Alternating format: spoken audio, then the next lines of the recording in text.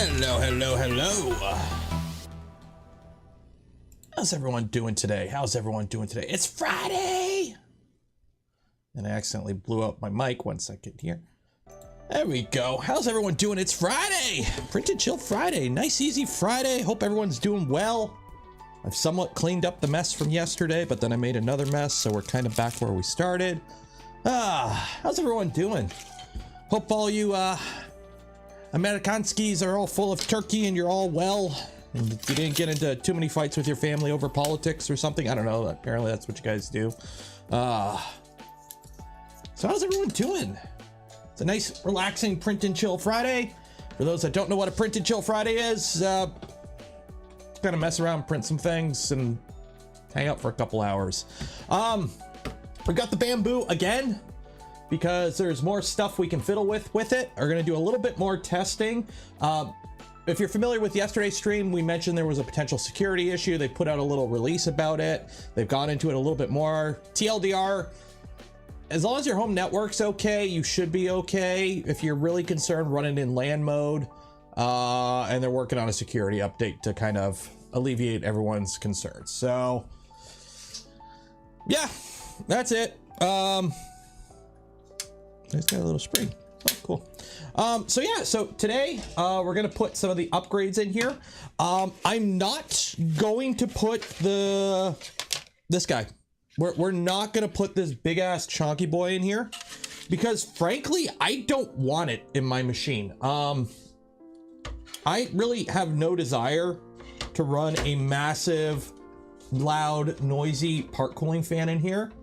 So I don't think we'll be putting this in the machine, because this was the PLA print we did yesterday. And I don't know about you, that looks pretty damn fine. I'm not, like, look at the horns. Like, why would I make my machine louder? I really don't need to. So I don't think we're gonna put the compensator in. We're not going to, but we're gonna put the camera in, and we're gonna put the LED thing, but we gotta print a mount for the LED thing. So we gotta do that. And then also we're gonna print some side panels. So let me pull up my email here, because let me see here. Let me load the Bamboo app. I'm gonna have to connect this to my home network now. Yay. Because we gotta check the camera and see how that works. But they did send me something. Bamboo sent me something. Let's see if I can find it here on my emails.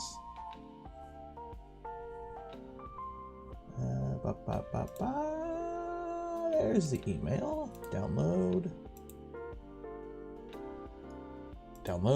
There we go. There we go. I think this is it. Support painting. I don't need to do support painting. So I don't know if I'm going to print these ones, honestly. But they sent me some customized side plates with a mesh, but I don't think I'm going to go with these. As cool as these look, one, the printer is going to be in a corner. You're not going to see the side panels. And two, I think we're just going to go with the bog standard ones, because that's what most people are going to print anyways, are the standard ones. I kind of like the look of the standard one. But yeah, plus I don't want to hook the AMS up to this. So that's cool of them to send that, but I don't know if we're gonna go that. We'll see. I might change my mind later. Hello, Tony.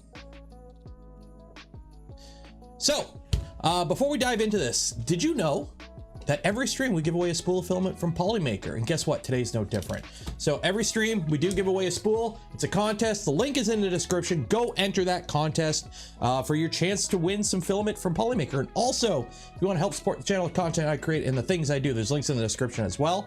If you just want to buy some Polymaker filament, for example, Christmas is coming up. makes a good gift for that loved one that prints stuff. Or hey, do you need to print stuff to give away? Because, you know, it's very easy just to print a bunch of knickknacks for the family instead of going to buy something. And you're looking to use some Polymaker filament. The affiliate link doesn't cost you anything extra. It goes a long way in helping support the channel. Plus, it's like, I think it's Black Friday or something. I don't know. This is the day Americans make fools of themselves at Walmart. So, I think they have a sale. Maybe. I don't know. Go see.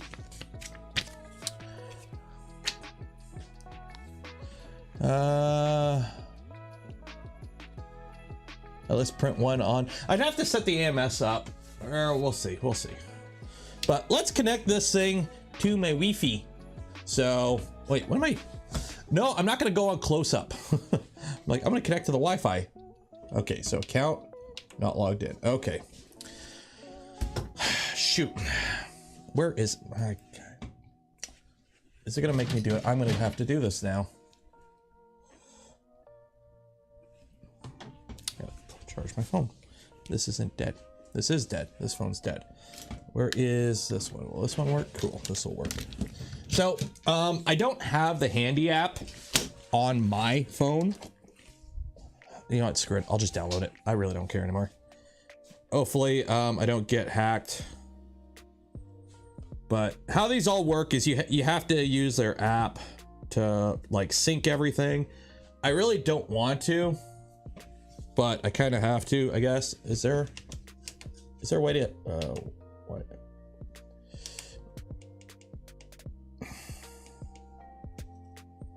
Yeah, I have to use their app to log in or to connect it to my network, which is kind of annoying. I really wish. I'm not a huge fan of the cloud. I really don't like relying on cloud services for everything to work. I don't like it. I would much prefer if things had the option to run in an analog, or not analog, or that's a little, but I wish you didn't have to rely on the cloud, but it is what it is. It is what it is. So we'll download the app on my phone. Normally I use a burner phone for this, but it's dead and I have to charge it. Agree, whatever. And sure. Okay.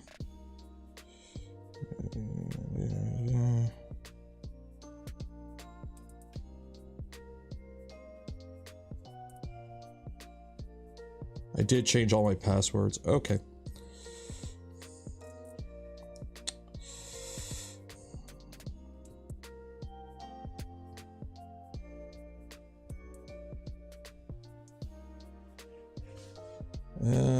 There we go.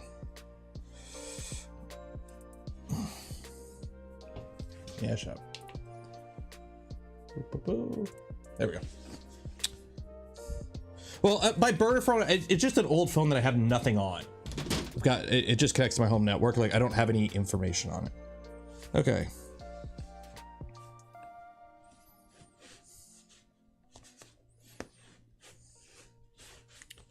Scan QR code.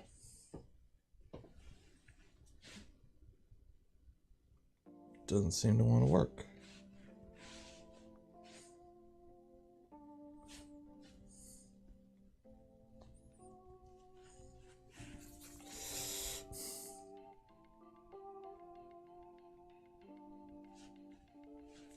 Maybe it.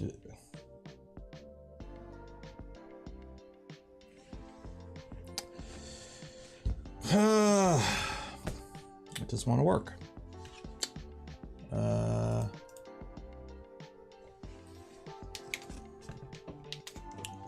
Can I, maybe this one?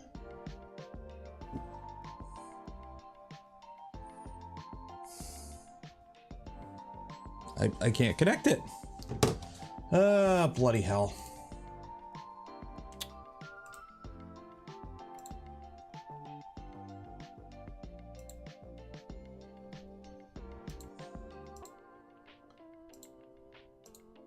Like it won't, it's not loading.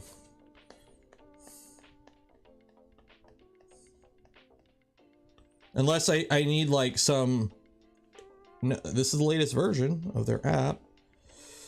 Oh, using this up. Okay, cool. QR code. You literally can't just go in here and put in your Wi-Fi info. You have to use the app. I don't like that. I don't like that. And the app isn't working. And there's no way to do it without a phone. This is annoying. This is really annoying. I don't like that. Like, this is why I don't like, for all I know, hey, their cloud is down for all I know. Like, it's annoying as shit. Like, I like the hardware with Bamboo. The hardware is good. I really do not like cloud services. I do not like relying on a cloud service to use my printer. Apparently there is a LAN mode. You could put these in LAN mode and they work okay. App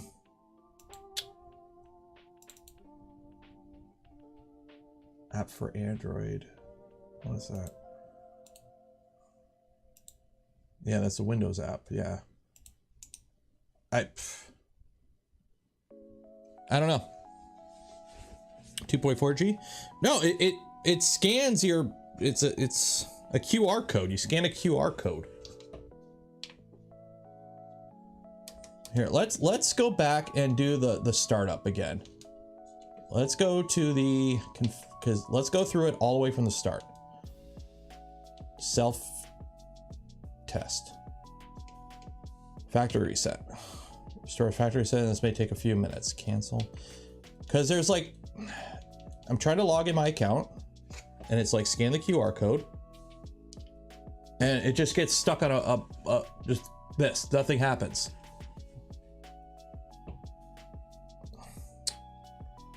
It's 2.4 only. I think I'm on both. Yeah, this phone does both. And my network's both. Wayland, please scan the code to configure Wi-Fi and user account. Okay.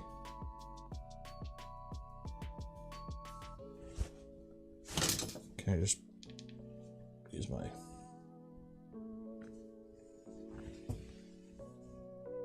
download app. I have the app, so if you try to scan it with your phone without the app, I already have the app.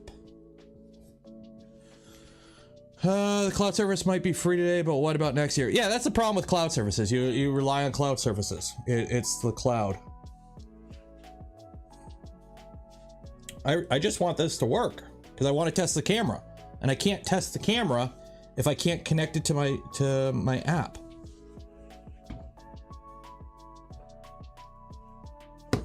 Like, what's the point?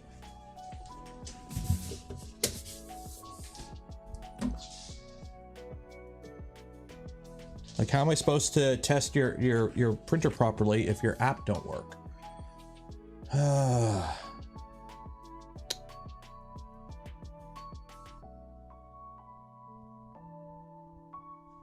I'm not going to reinstall the app. I literally just installed it. If your app is that it doesn't work like that, okay,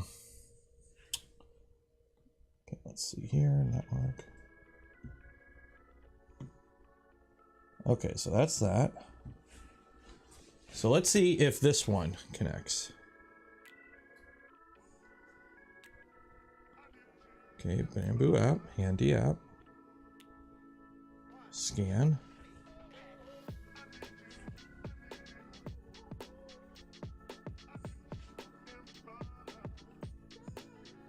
Yeah, that one works. Yeah, it pops up. Would you like to bind device? Yeah, and it's bound. Boom, done. Okay, so that device is bound. Okay.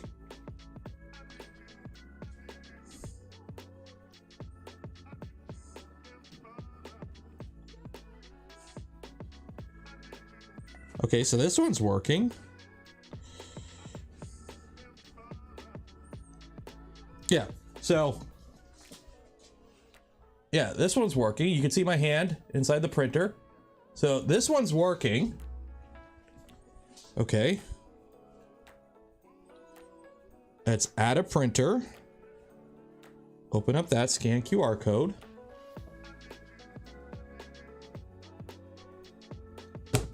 And it just doesn't load. It does.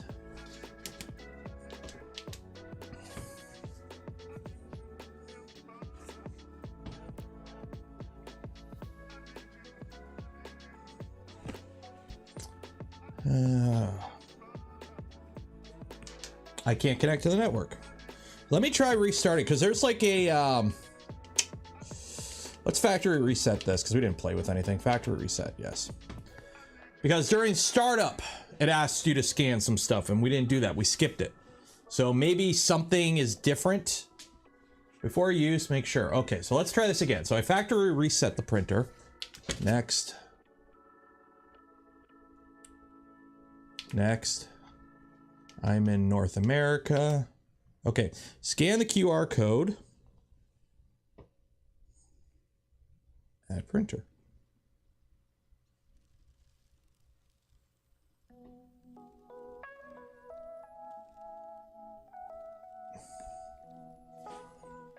It's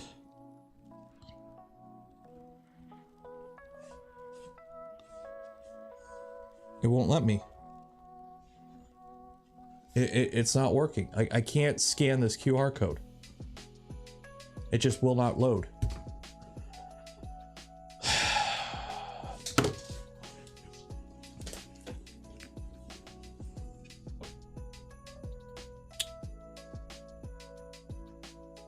Or scan. No, there's literally a button that literally you add printer, you push the button, there's the QR code, and then I scan it, and then it just goes to a white screen and nothing happens. No, it should work just fine, because I think somebody else did it. Is it scanning? No, we had this printing. It prints. We printed this. You can run this without connecting to your network and just literally plug an SD card in and print off an SD card like it's 2016 all over again. But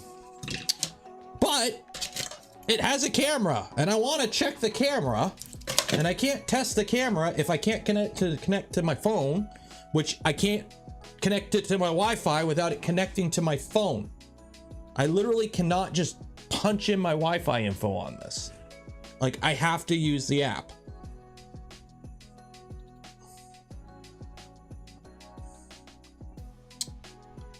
Like,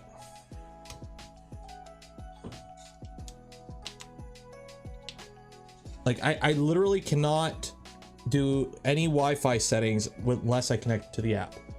And it's...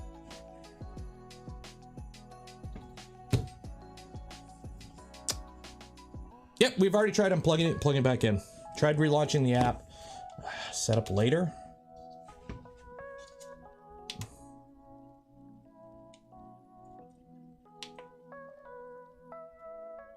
Okay, we'll do the self-test again.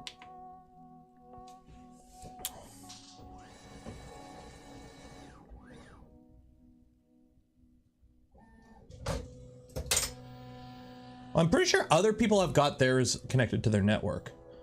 Try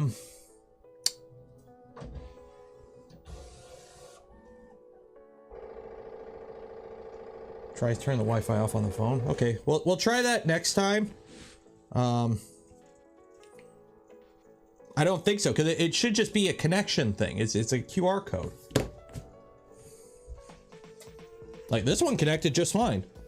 And this has the same controller, so it has the same, I believe it has the same firmware.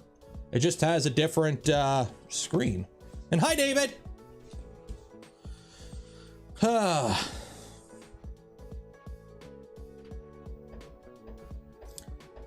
don't think they've done any security updates in the past 24 hours. Like, let's be real.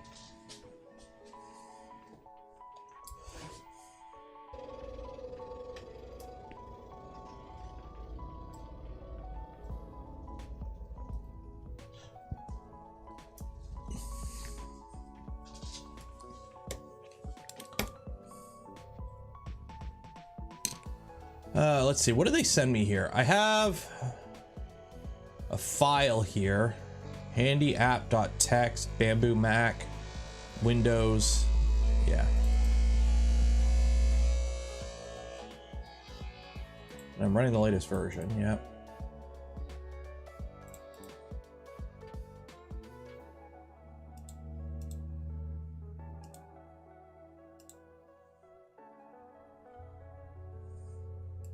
Yeah, because this one's working. This one's working. This one's connected. Like we're connected to this guy, so their network's up. The machine, their network's online. So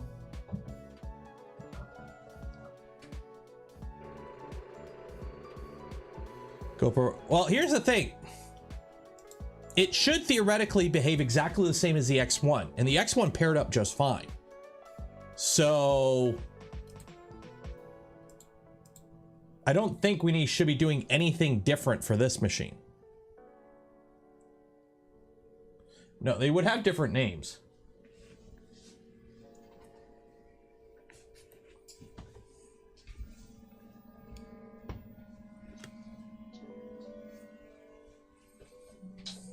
Maybe it's displaying a bad QR code. I don't know how you could fix that. Because there's no way for me to just punch it into my home network. Like, I'm not building a Voron for you. $10. Cheers. Remove the motherboard, put Clipper-based firmware. I could. The problem is, it would be an absolute pain to Clipperize this, because you would have to redo the entire toolhead, because the toolhead connects via USB-C cable. It's a single USB-C cable that connects to the toolhead, and the toolhead board has its own whatever their equivalent of a stepper driver is, and it's all its own sensors, so it has its own toolhead board. So you would have to rebuild the toolhead on here with a more open source compatible toolhead, along with rewire the printer.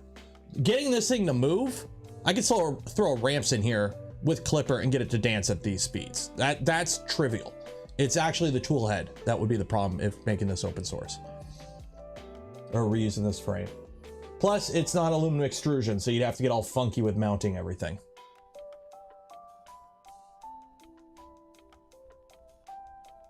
Stop comparing. No. This is available for sale now. This is a production unit. I'm going to compare. This is a production unit. You wanna know how I know it's a production unit? Because it's an X1 with half the shit on it.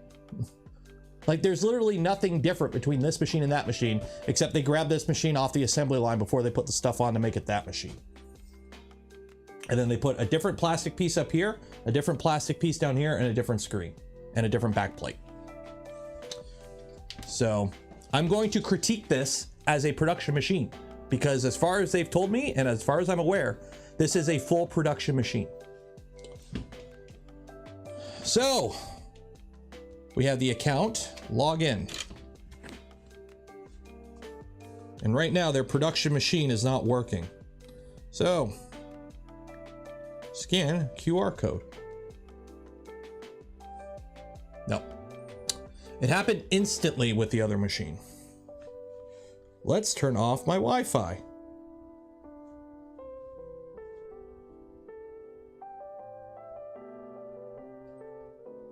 Done. Okay, my Wi-Fi is off.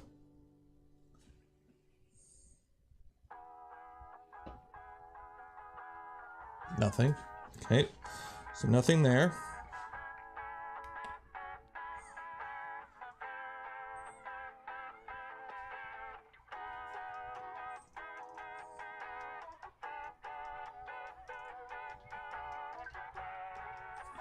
Okay, what else can we try?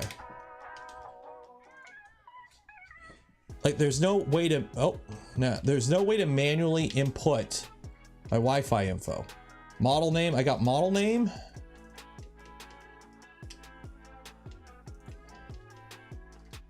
Firmware, self-test.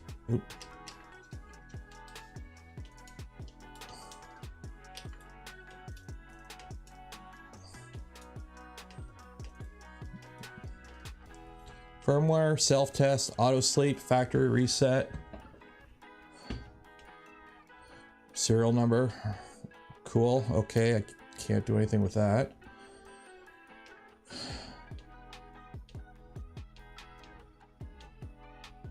It's not responding well. Okay, push right. Push right. That's not the menu I wanted. The knob ain't working right. Go over. Wayland. I'm really not liking this not working right now because I'm trying to show off stuff and it's not working.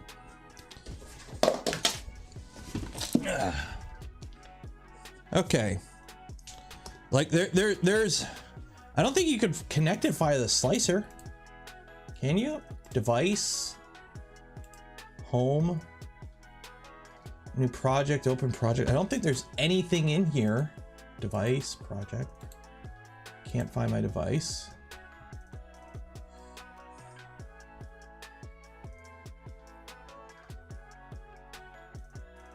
Like you have to scan the QR code. You literally, there is no other way but the QR code. You have to connect it via the QR code, which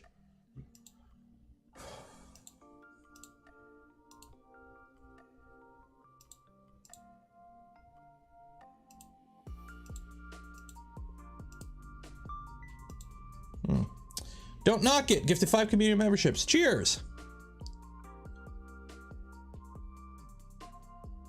No, the desktop app does not allow you to add a printer via webcam. The desktop app doesn't have access to your webcams. If it did, I'd be horrified. If the desktop app had access to my webcam on my computer, I'd be horrified. It doesn't need it. Yeah, I'm trying to see here. File. Preferences. Language. English. Yeah. Metric. Yeah, there's no. Reach out to support. Well, it's 12 hours ahead over in Asia, so I don't think they are awake right now.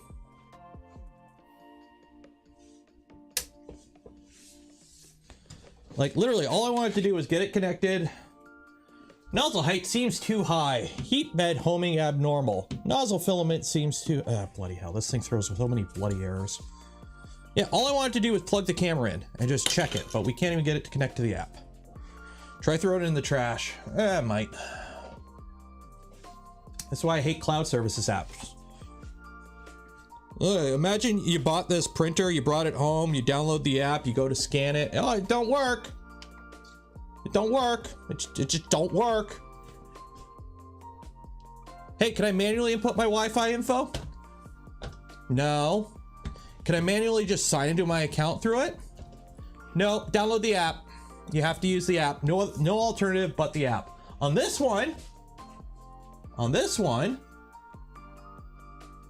I could punch in my Wi-Fi info and connect to my network. On this one you cannot. This one is 100% reliant on the app. I do not like that.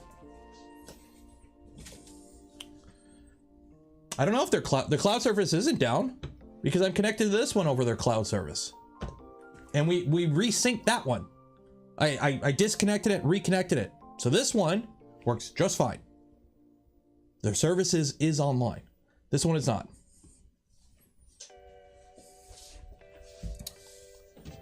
Trying to think. There's really nothing else I can do. Maybe it's some stupid, you gotta unplug the SD card for it to work or something. Oh, Jesus Christ, where'd that go? Turn that off. Yeah, for all I know, it's some stupid, oh, you can't have the SD card in. Okay, let's try this again. Account.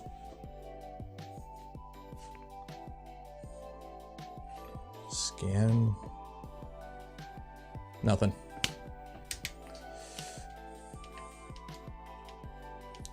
Plus my click knob isn't working.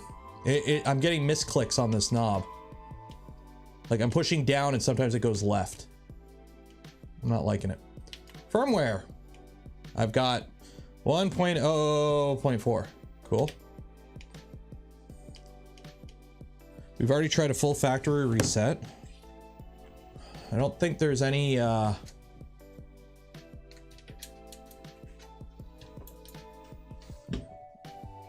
way to like update the firmware or anything. They didn't. Ooh, hung up for a minute there. Yeah, go that way, go down, go over. Spool, puzzle, tray, scraper.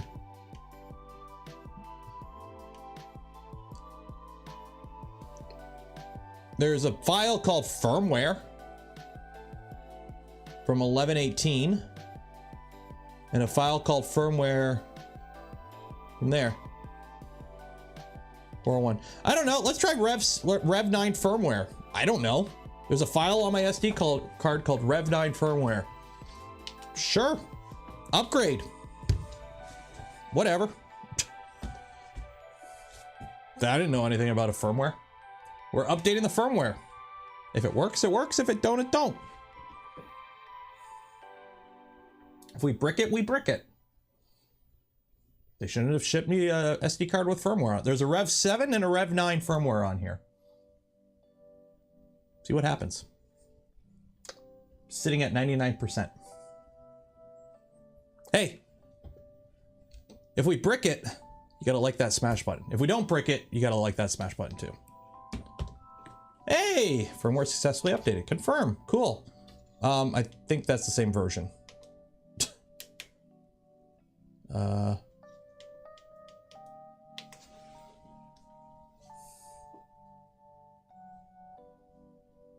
Try this again.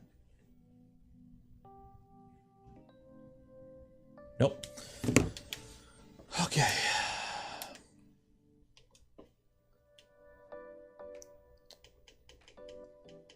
What else do we got in here? What else do we got in here? We got, so that, we got Rev 4, Rev 7, Rev 9. We've tried Rev 9. That is 00.04.1. This is 01.08.21. This is from 2011. I don't know. And then OTA 0.04. I don't know. Let's try Rev 4. I don't know. Literally, I can't do shit with this printer that I wanted to do today without this working. So we're just going to keep hacking away at it, and we'll either brick it or we'll get it working. Either way, it's content, but it's not working in the state it's in, and I want it to be working. So can you swap the screens? I don't know if you can swap the screens.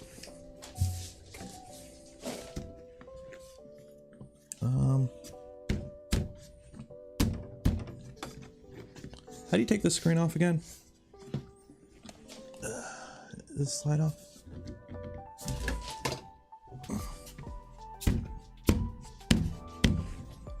Can't remember how the screen comes off. I think it's a different screen.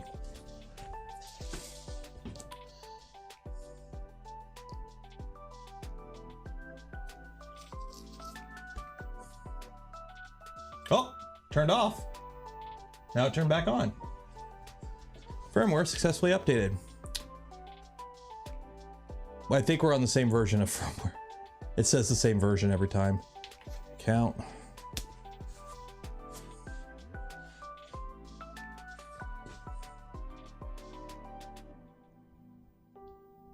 Nope. Like literally, I just want to connect it to my freaking home network. That's all I want to do.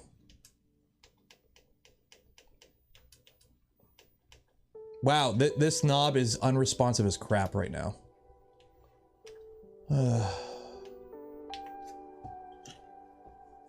this one. Nope. Okay, what other random firmware files can we... Yeah, see, I'm hitting...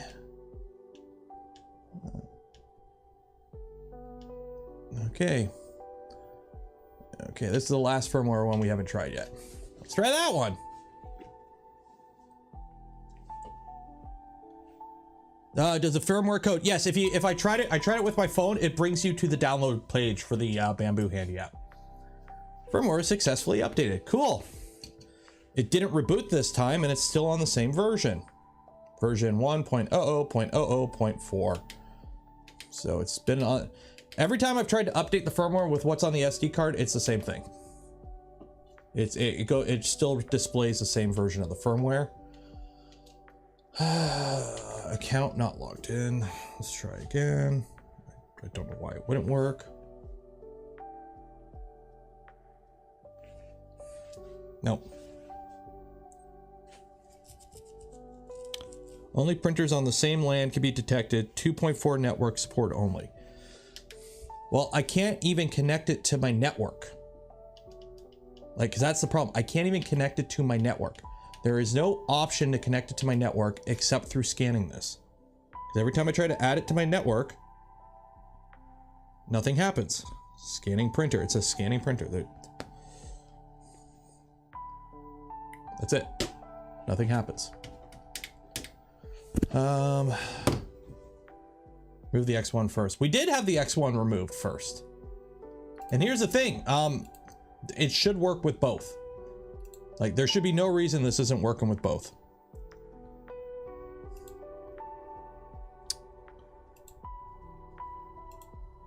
Can you Bluetooth to it? Probably not. I don't even think this has Bluetooth built in. Pair new device. BBL printer. Okay, which printer is that? Oh, it's that one. Because that printer's off. Okay, BBL printer. Let's see if we can connect to it via the Bluetooth. Pairing. Can't communicate with BBL printer.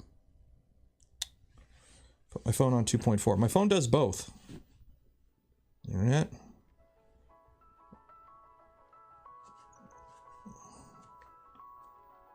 Can I change my net? Can I change it, the default?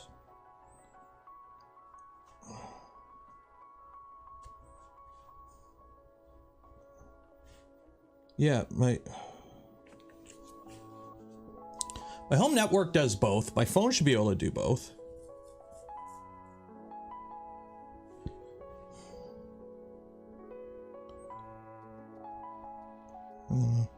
You know what? Let's plug in the other phone, because this phone doesn't have Bluetooth 5.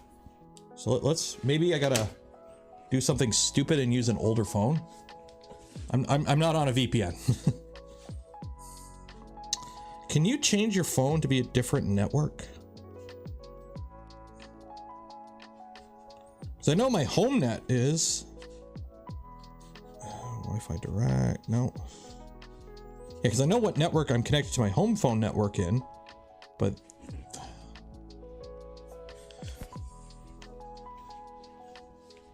the thing is, it's the same hardware as this, and this one connected just fine. So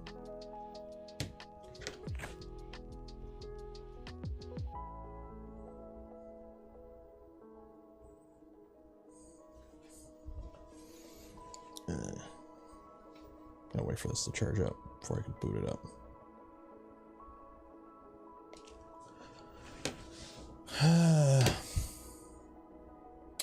Well, while that's doing that, let's install the camera at least. How the frick do I install the camera? I don't have any info on how to install the camera. Does it just kind of jam in a corner? Where do I plug it in? Where does this go?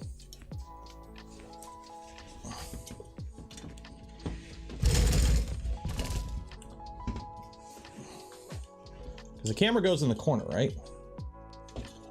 Where's the camera on this one? Okay, it sits above that.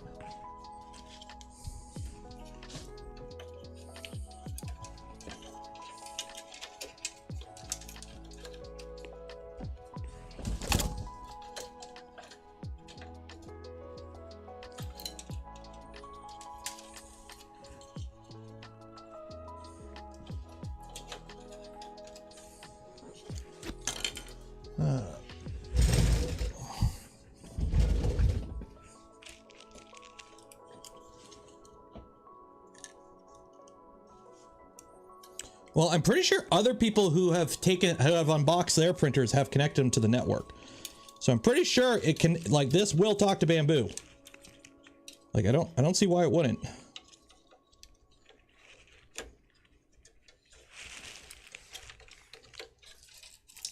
How does this connect? Where does this even connect to?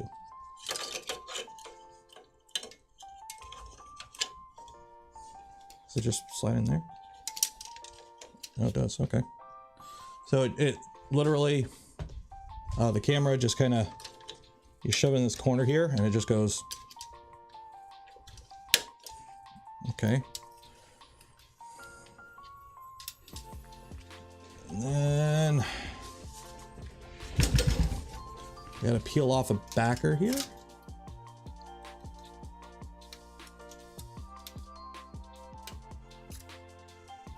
Okay.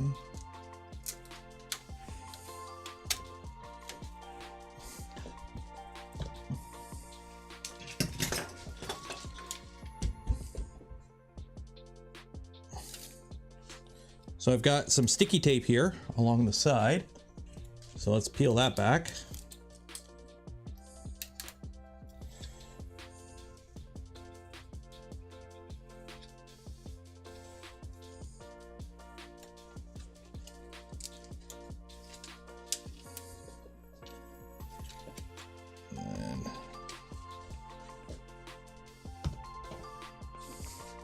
I love all the Linux people going, sudo this.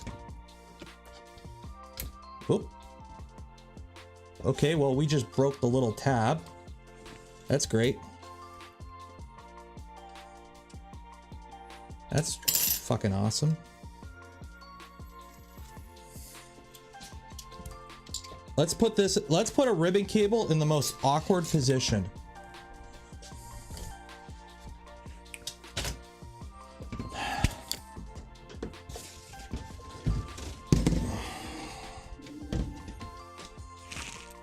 See if I can fix this now.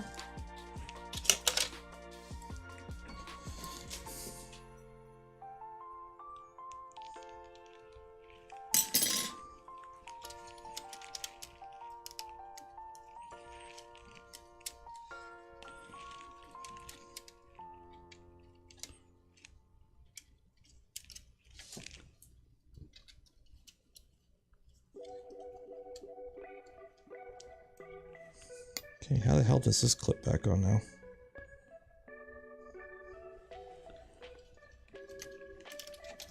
Oh my god, this is a nightmare. This is an absolute nightmare right now. Like, I am thoroughly disappointed. Like, I'm straight up disappointed right now.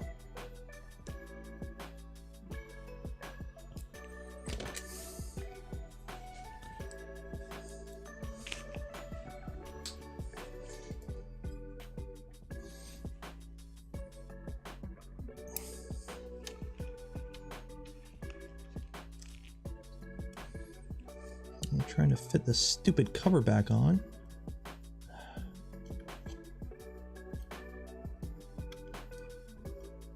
In the most stupid ass position.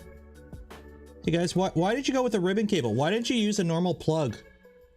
Like, why do you have 20 different cables for a camera? You need 4.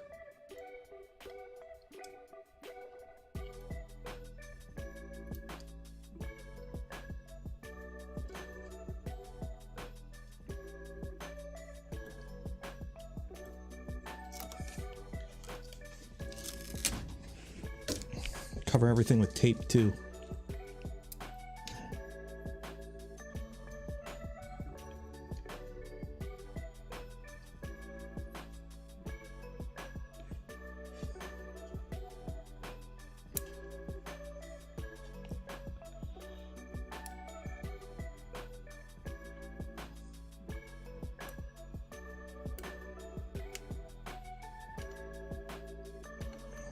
Like, I literally can't put this back together now.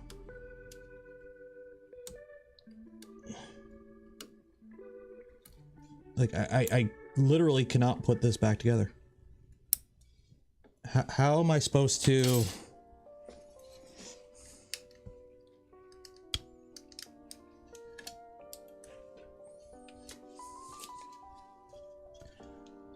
Okay, you go in there.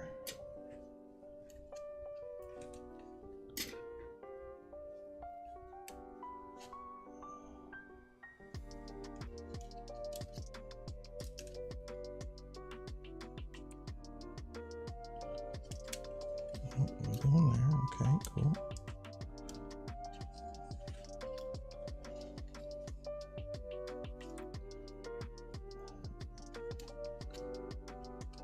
Nope. This is broken. This is straight up broken. That little plastic tab broke off the ribbon cable holder, and now this unit's garbage. I can't. Why would you use an extremely fragile connector and an extremely not easy to work with location to connect your camera on a user serviceable printer? Little Timmy ain't doing this shit. Little Timmy is breaking his printer if he tries to do this.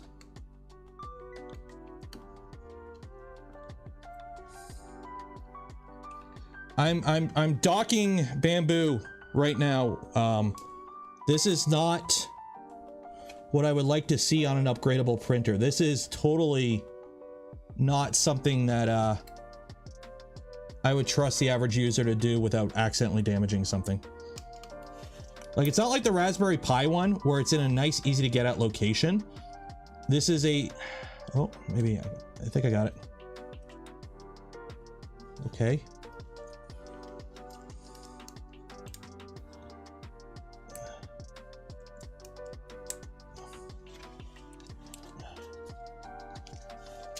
I can't lock it in. How do I lock it in?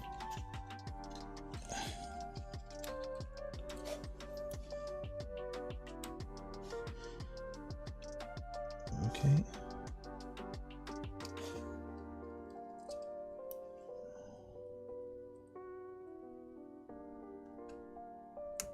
Nope, nope. Oh, shit. Shit. You have to flip it up. And then it flips down. I got it. There we go. Okay. So it's not one of the little... You have these ones, okay? It's not one of the ones that just slide up, okay? If you try to slide it up like a Raspberry Pi one, you'll break it. It'll break right off, okay? It's the kind that you flip up. Because even though it's, you know, exactly the same connector, they just made it so it doesn't fit a Raspberry Pi. It's not the slide out one like on a Raspberry Pi, it's the flip up one. So if you try to flip it up like you would on a Raspberry Pi, like most people who have dabbled with 3D printers have done, you're gonna break it. It'll snap right off like it just happened. So, Harry Phil's Lament, 5 gifted memberships. Thank you, Harry. Thank you. And then, oh, look at this. We got this wonderful tape. I'll just kind of jam back on here. Good for you, tape.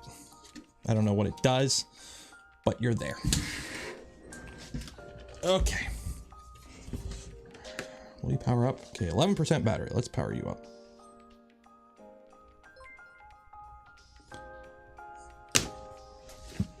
And let's connect you on.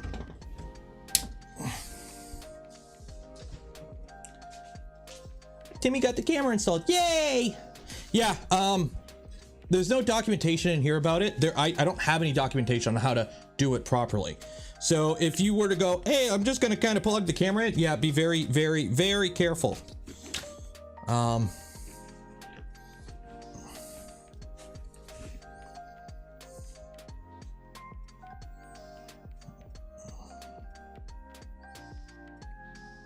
Do I have the Bamboo app on? I should have the Bamboo app on here.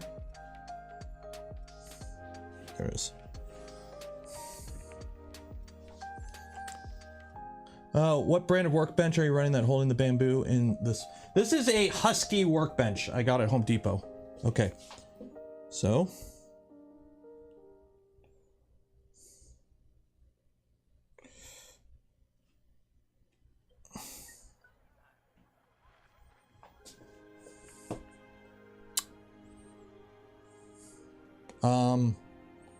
One second here.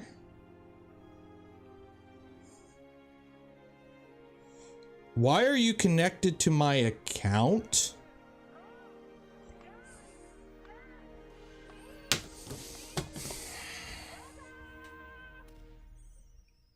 I'm not a hard man to disappoint, and I'm not the most knowledgeable with network security, but if I have an app on my phone and I turn that phone off and that phone sits there for a month, and then I go and I change my account password, okay?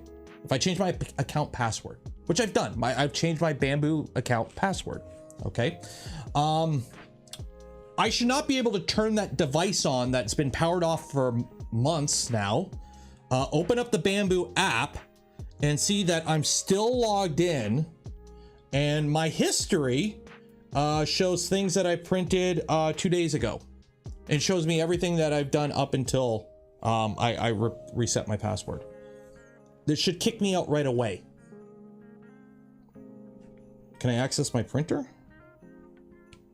Okay, the printer's offline, so I can't actually control the printer. But why am I logged in?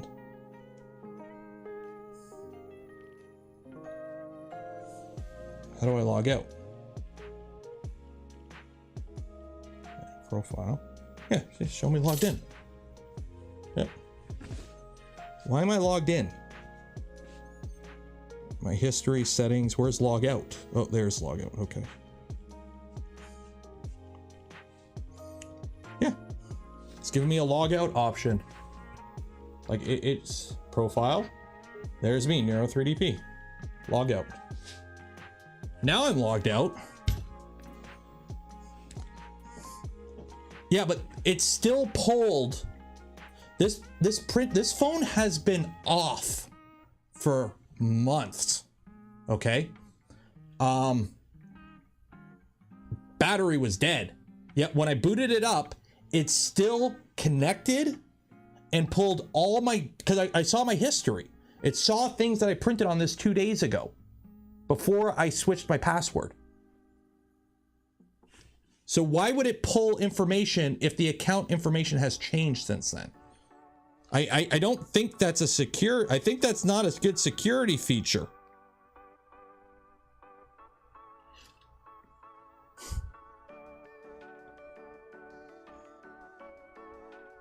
Yeah, and I just logged in, it's showing the exact same history.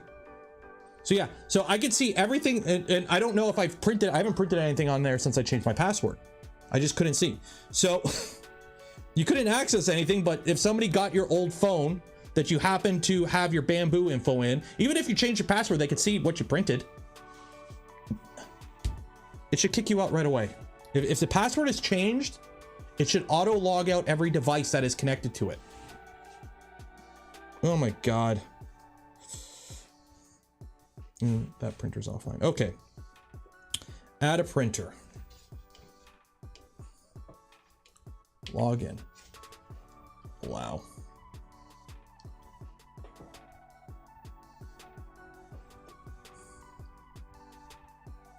Still nothing. Mr. Seven, it's an issue of security. It's an issue of security because if something that open is easily accessible, what else is? Well, can you see the old, is there a way to pull out the old password info? Who knows? I got a bot.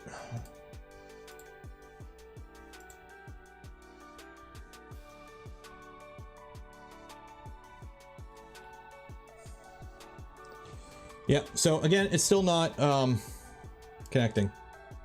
I can't connect. I'm connected to my home network.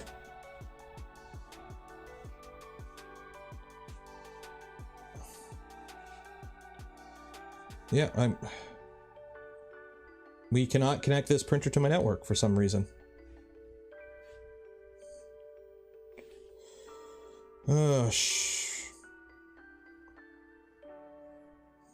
Why can't I connect it to my home network? Add a printer, scanning for printer.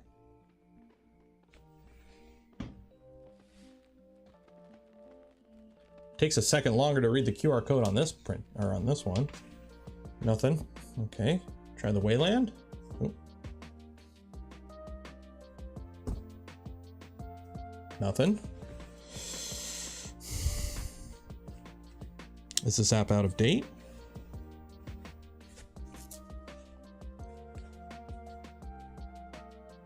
System notification.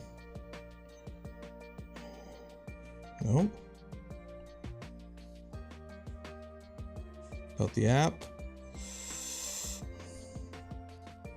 Version 1.03, it's the same version.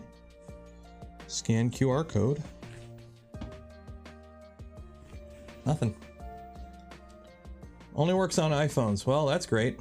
Yeah, I'm on Android. Why would I not be on Android?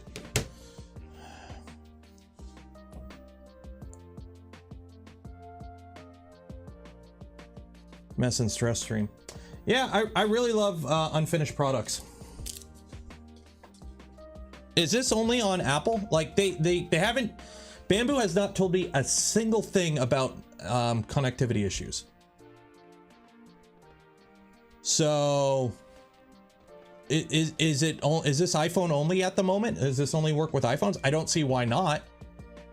Like why this is something to do with their app. This is just connect to printer. So oh, we've already factory reset everything. We've already factory reset it. We've tried the app on 2 different phones.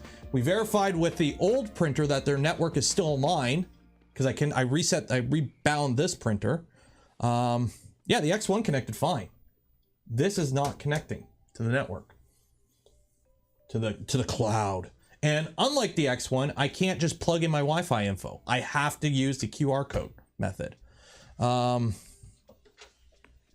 the SD card. Let's see what's on the SD card. Let's take a look. Let's take a looky-loo here. Woo, have fun. Like that smash button. Okay. So we've got a file. We got this. Cool. We got the BBL. Cool. Firmware. I've tried installing these. It hasn't done anything. We've tried this one. We've tried this one. We've tried that one. We've tried that one. Actually, I don't think we tried Rev 7, but I'm assuming it's the same as Rev 6. But we've tried installing all those firmwares. I don't know what these AMT files are. Logger. I don't know what any of this is. Model. These are the demo models. And recorder is a bunch of bin files. Cool. All from 1980. Need to install new slicer. I have the new slicer. Like there's, okay. Like there's one on there. They sent me a bunch of files, but literally it's the same one I already have. Like it's, let me see here.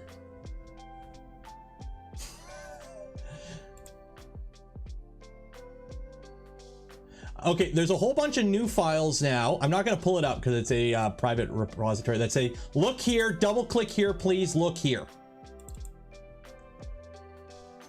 Please install this version of the Bamboo. Oh, okay. Well, that wasn't there before.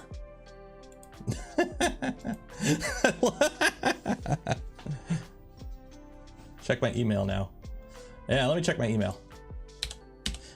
I had no documentation that this was even a thing I had to look out for. That's a thing. They gave me a file with some panels in it. And nothing in my email. I got nothing in my email. Okay, so how the hell do I install an Android app through the APK? Bloody hell. How do I install an Android app through the APK, folks? How do I do this?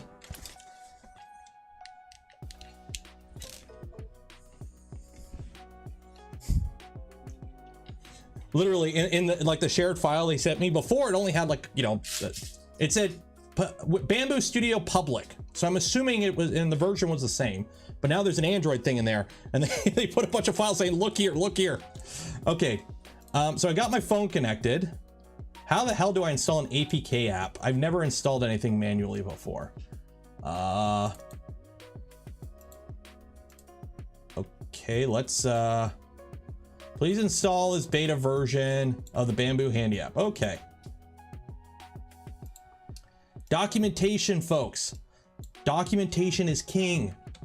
If you're sending out beta units that require specific beta software to use, make sure that's clarified. Okay. So I put it in my download folder. How do I find my downloads?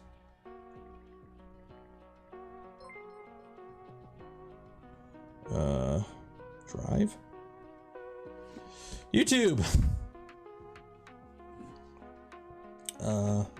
My drive, files, home, shared.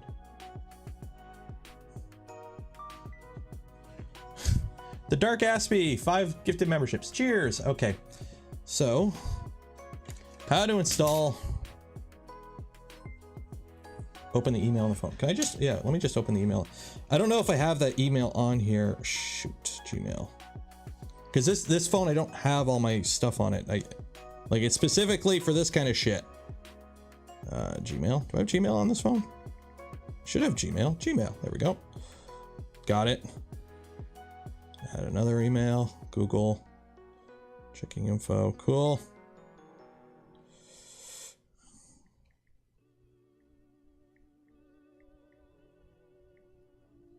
Okay.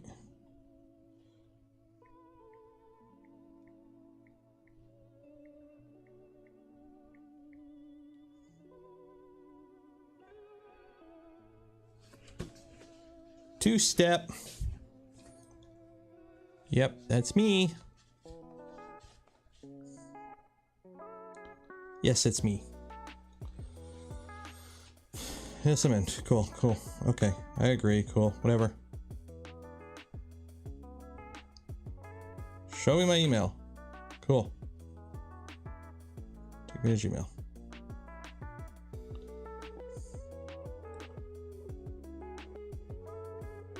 There we go. Okay. You guys having fun? Are you guys having fun? I'm having fun. Are you guys having fun? Okay. There's bamboo people in chat? Okay. Okay, P1P test. Open with drive, sure.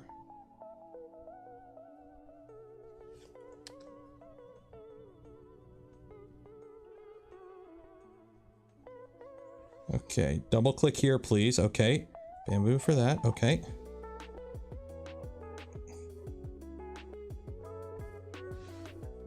Download. Allow. Okay. Oh, that's not it. That's not it. Where is... Oh, here we go. APK. Gotta wait for it to download. So, okay.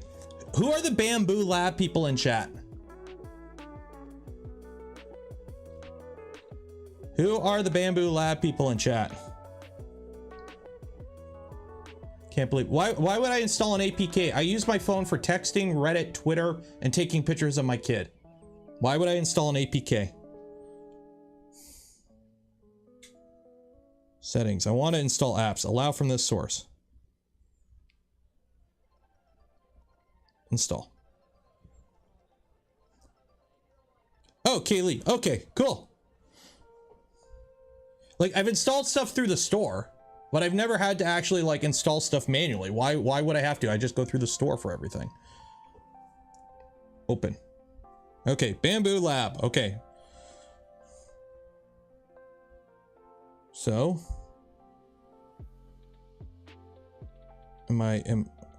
okay, there's me. Okay. Add a printer.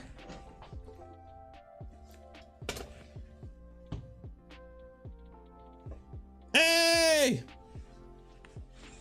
Read and accept. Okay. Okay. Cool. Confirm and bind.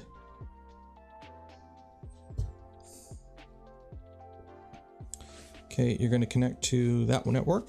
There we go. Bind. There we go. Okay. Kaylee, put an error message if you try to bind something that isn't supported, that like, you know, app out of date for this machine or something. Just please don't go white screen, because then I just think it's just not working and I don't know why. Please confirm you remove screws. Yes. Okay, cool. Hey, look, it's connected to my network. Great, let's blast my network to everyone. Okay, there we go. So now on device,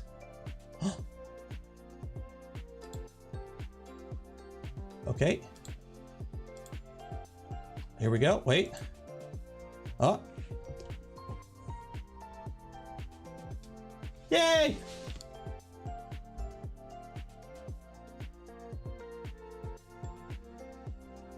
Yay. Okay, cool. It's alive. Cool. There we go. So it does work. The lamp is on, even though it's not. We are connected. Good. Good. There we go. There we go. There we go.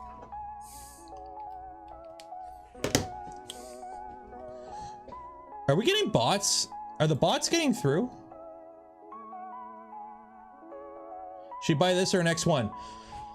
Personally, I think this is a better value for more people than the X1 because you're getting all the same performance without saving 300 bucks. Like, as I showed on today's short video, the box the printer comes in, you can put the printer back in the box if you want to print ABS. There we go. So we got that, we got that. Okay. So we're not printing with PLA. So let's print something. We got to print something. So we've got generic pet G. Oh, we got prepare. Generic pet G. We need to print the light shell because we need to print for the light. Okay. Don't need support. No brim. Slice. Okay. Hit print. Why are you trying to do flow calibration? Can you not do flow? It doesn't have the LiDAR. So it's trying to do flow. Oh, I've got the public version of the app, whatever. Send.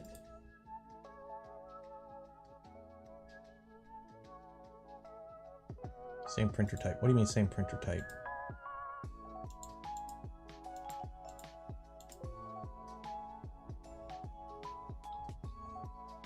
We only got the one. Oh, I see what it is. Okay, whatever. Yeah, I'm using the public app, so it doesn't have this guy, so I'll go. This is just that. Cool, send it. Okay, whatever, send it. Artificial intelligence. What artificial intelligence? What? What?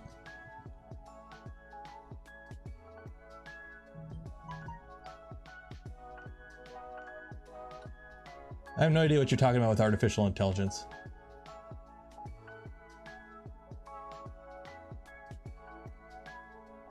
Yeah, AMS compatible. Warning. Okay, let me go download the newest version of the app then. Download anyways.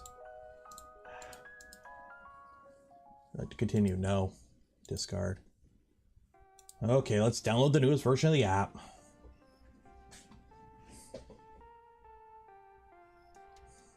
Wait for it to install.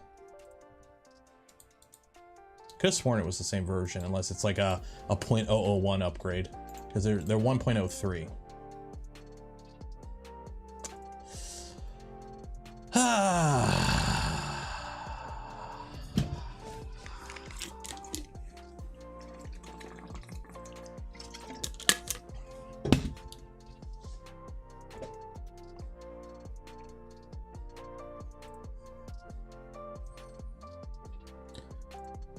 Can you upgrade the touchscreen?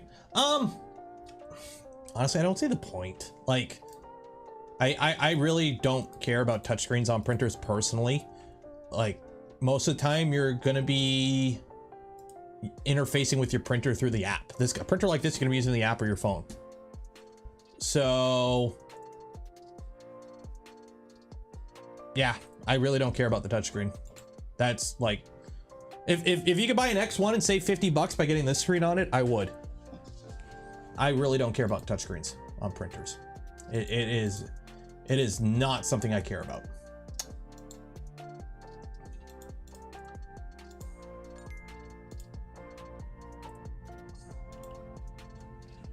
I'm getting error 540C, 400C. What is? Okay, that machine's offline. Let's go to this one. What is error 400C?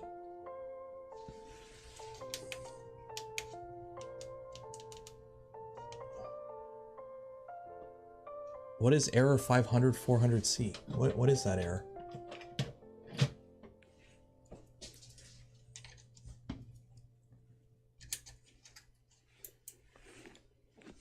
Confirm.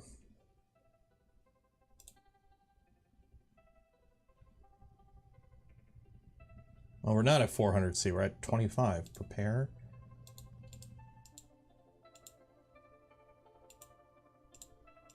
Can I add a different printer? Home, recent, clear all, prepare. How do I add different printers? Printer.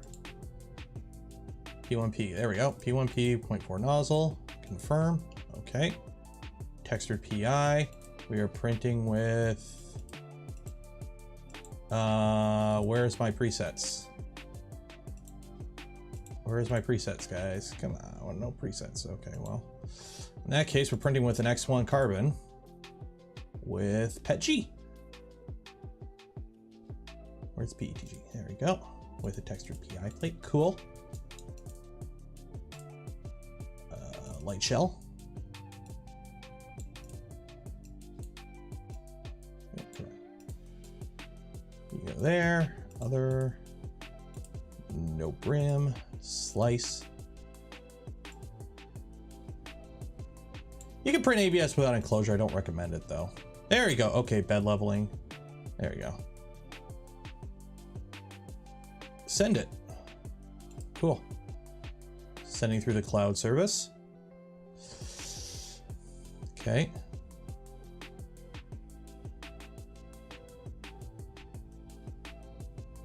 Okay, it's unzipping the 3MF file. Ready to print. Light shell. Okay, it's doing stuff. Cool. Artificial intelligence, I think is the real difference. I turned the LiDAR off on my X1 a while ago. I stopped using it. It adds a bunch of time to the prep time, and I couldn't tell a difference in print quality, honestly. I don't think you're losing much, and it's not real LiDAR.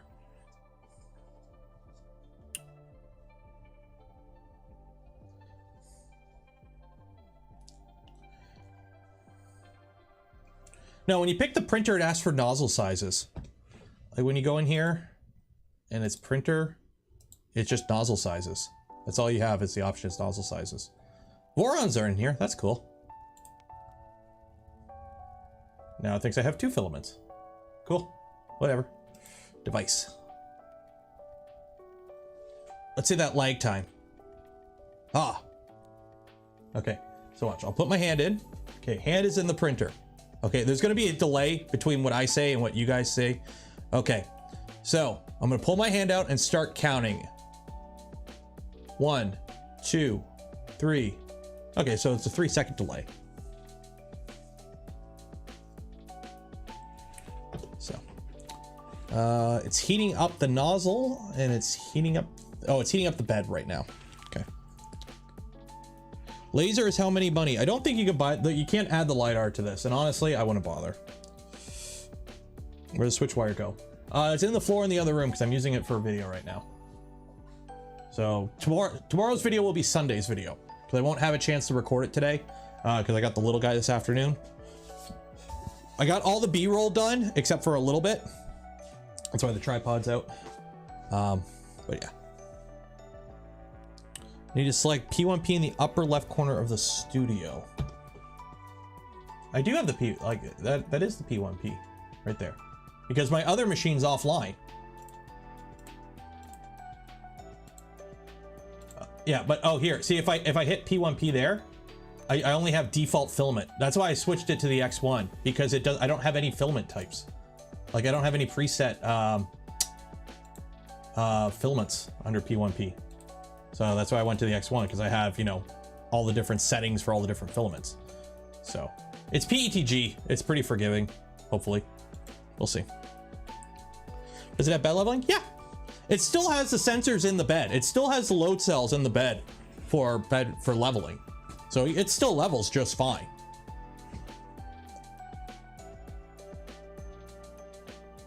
The only thing is you don't have the spaghetti detective, which was very hit and miss in my opinion, and you don't have the flow calibration, which I never used because I couldn't tell the difference with it on or off. So I never bothered with it.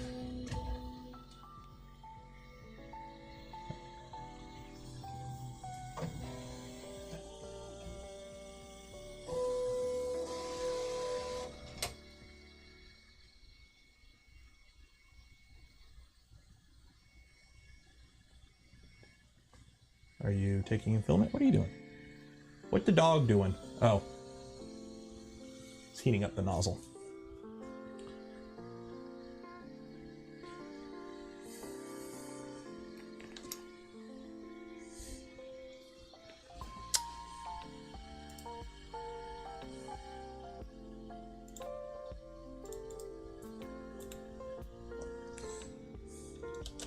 So I'm not going to show it, obviously, because I don't want to.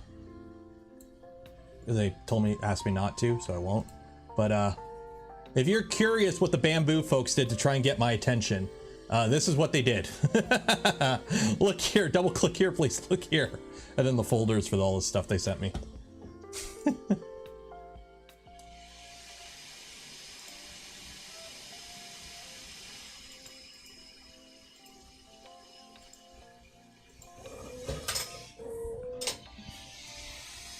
Yeah, sorry I didn't notice that. It's like I took a quick look through those files yesterday and all I saw was Bamboo, like the app, public. So I'm like, okay, it's a public version, whatever. And then I didn't see the APK, so.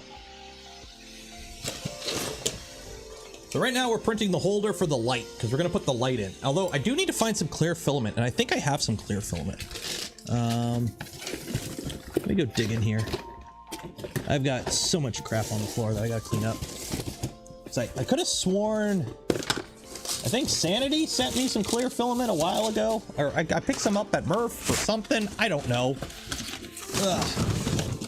I think I stole some from Prusa at one point.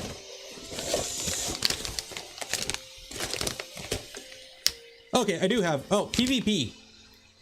What's PVB again? What's PVB? I have PVB. I got PVB clear.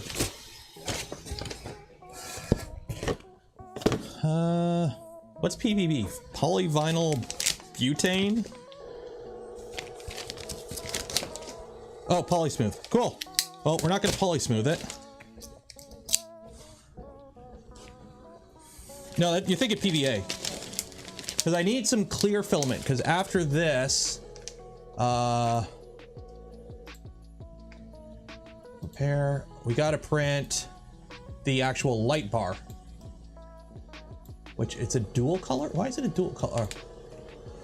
Yeah, we're printing this single color. Why do you got two there? Go away, go away. We're gonna print it all with one color. Cancel. Why is that a different filament? Not everyone has an AMS. So yeah, so I got some transparent. We'll use that.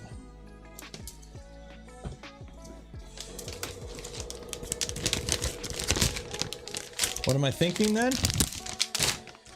I'm thinking about what? Oh, we just had a bit of a hiccup there with the app because I didn't know I needed an unreleased version of it to get everything working. It's working fine now. I really wish you could set things up though without the app. I really wish you could just put your info in here like you can on the X1. What do I think about the P1? It's fine. It's well, I got an error. HMS error 0300 ODOO. Oh, it's shut down. We got an error. Ready to print. HMS error.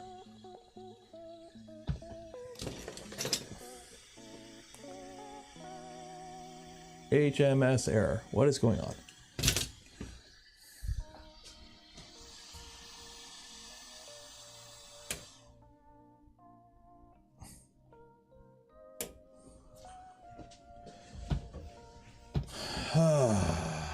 What's going on here? Is it angry at me because I didn't slice it for the P1P?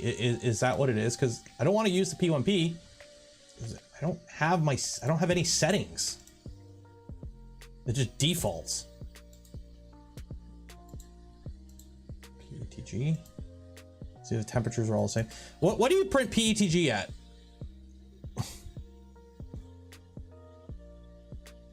I think the X1C code doesn't. Okay, well we'll do this. We'll do this the old-fashioned. What do you print PETG at? 220, 230?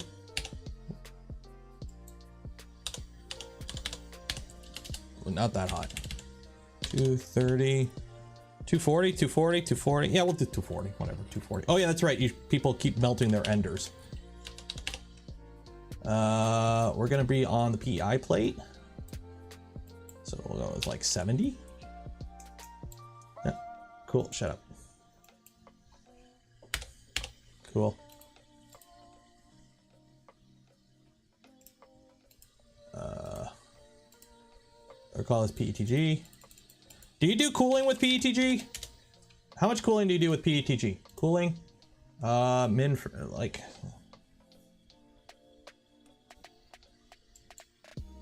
You do a little bit of cooling with PETG, right? 50%? Cool. We'll do 50%. 50% fan speed. And for overhangs, we'll do 75. Cool. Cool. Filament. Cool. Good enough. Cool. Save. Okay. Cool.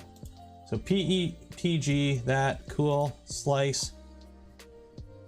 Oh, wait. Brim off. Support. Others. No brim. Slice. Print.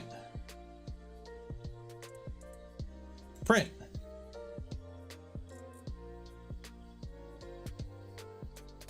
There we go. Huzzah!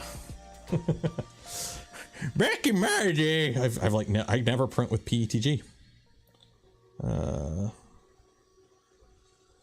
Did you sign into your account? Yes, I did, Google. Yes, I did. Yes, I did. Oh. How much is my hydro bill? Oof. Yeah, it's not that bad.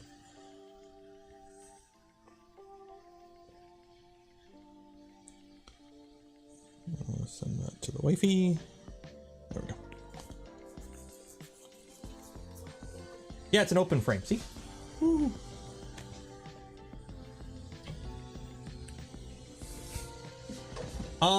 Printing PETG at these speeds, you're going to want some cooling. Why am I printing PETG? Because I'm testing this machine as somebody who I think would be buying this machine would use it for. And I've got this really nice spool of orange translucent filament PM PETG that I want to use for something. So the plan is we're going to print the LED holder, the LED light bar holder in PETG. And then also we're going to print the enclosure in the orange PETG. And then also, was it Kylie? Bamboo folk. The USB port in here, is it strictly power, or is there any way you can plug a webcam in if you're still here in chat? Like, you have a USB port, is it strictly 5-volt power only, or can you plug a webcam in?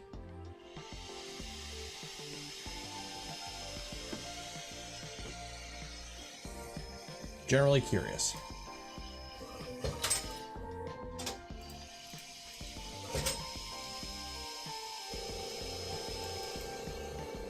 Let me confirm with the team.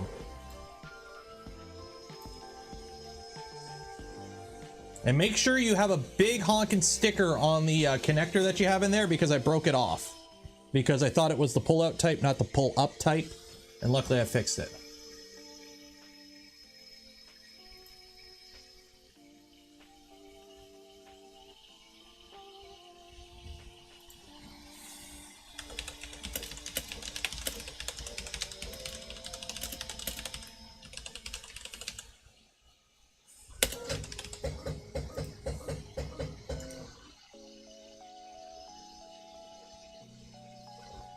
Let me check the Twitters. Okay. JATMN, I would either delete that tweet or update it because it's incorrect information and people are quick to judge. So the part about requiring the app is still true, but it's my flaw that I did not use the unreleased app, which I didn't know existed. So I would either update that tweet or repost it with different wording, because that just your tweet makes it sound a lot worse than it is. It was mostly my fault with a little bit of, I don't like the way they have it set up. So.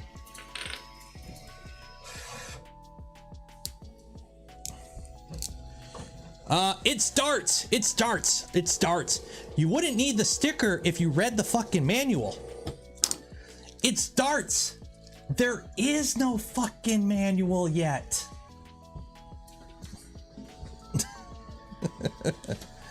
I have this. I have a setup guide. It does nothing else.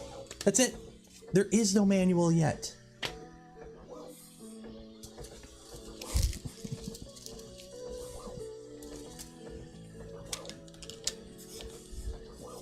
It's Friday.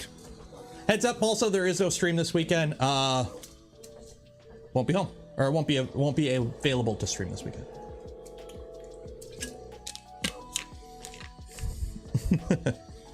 I'm not salty. I'm not salty. I'm actually in a fantastic mood today.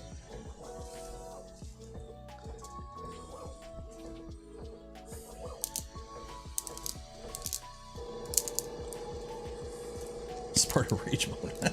No, I haven't played. Although, okay, this is really sad. This is really bad. I really enjoyed God of War Ragnarok. It's a really good game. I didn't play it. I watched like a 14-hour YouTube video of somebody playing it that they like edited the whole game into a movie, and I like watched that because I don't have a PS5. So I just watched somebody made a movie of it, and it's a very good story. I liked it. Go play it if you have it.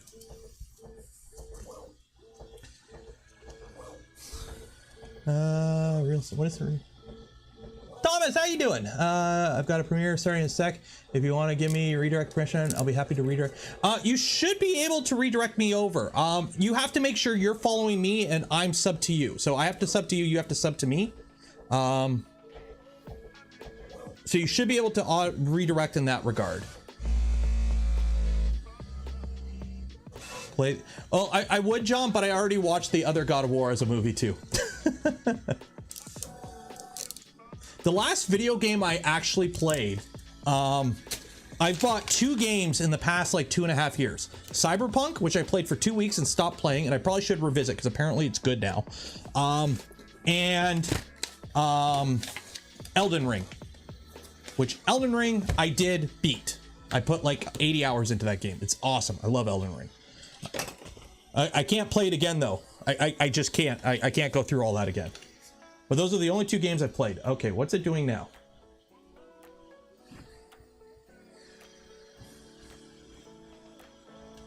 What's it doing?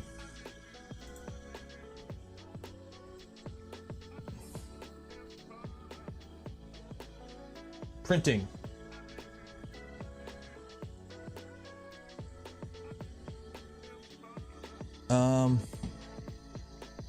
It stopped moving.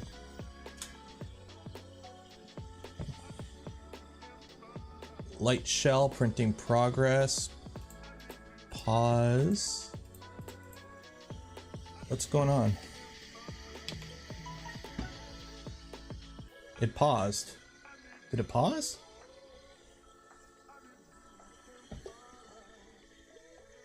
No, it's saying 240, 70. Like temps are bang on. It started extruding a line and then it just stopped.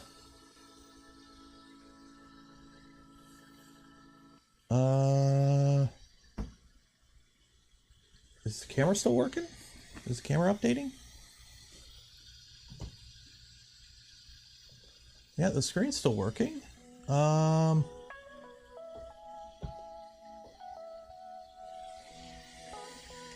Stop printing.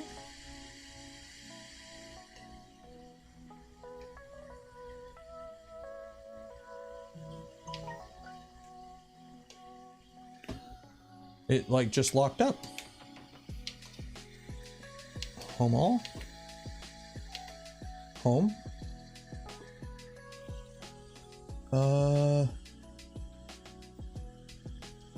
Redo the firmware to 9. Okay, let's. Okay, it's like hard locked up.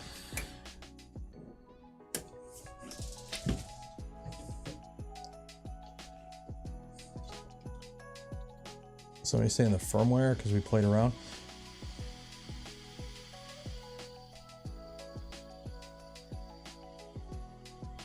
Rev 9 of the firmware. Let's try that again. Upgrade. That's, I don't like that it just locked up like that.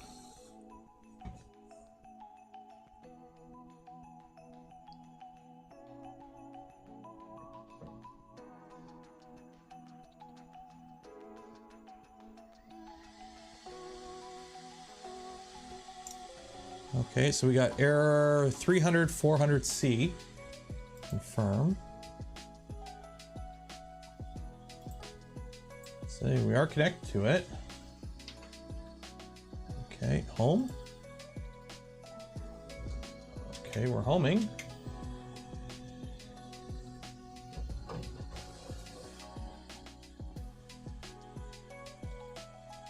Okay. Print. Send.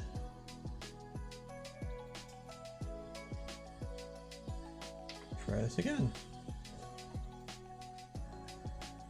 Please, it is only single color. It's only single color.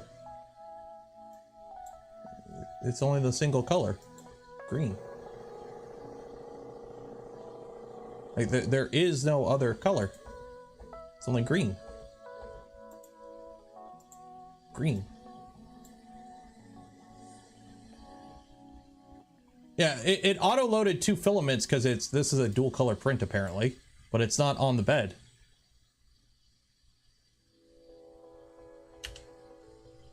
There's only one color. Yeah, if it's outside the bed, it doesn't include it in the slice, so it shouldn't matter if it's outside the bed. Check the filament speeds. Those normal? I don't know, it's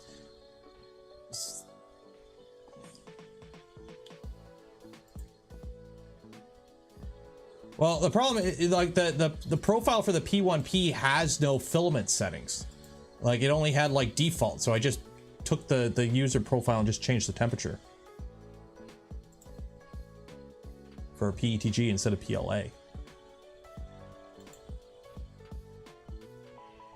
So we're only using the one color.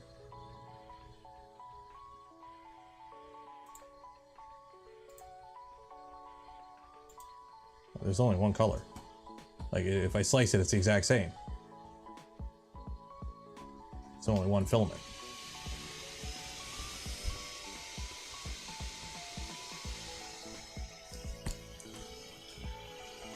Settings button and reselect the filament type. What?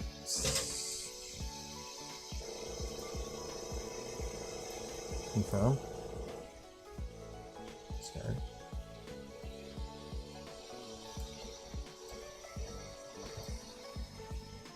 Oh, there we go. Yeah, there you go.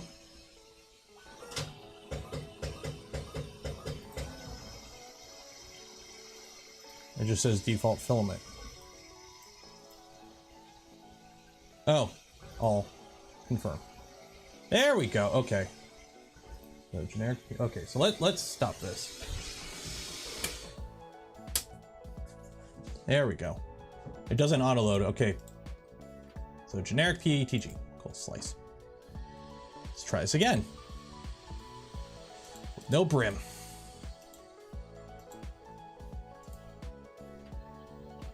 Print.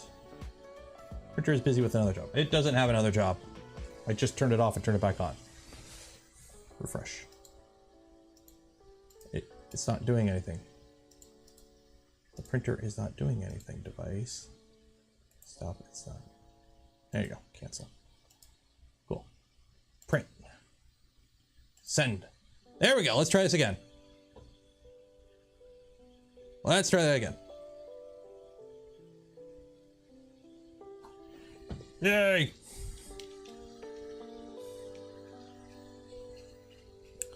What happened to the Vorons? They're there and there and there and there and there and there and there.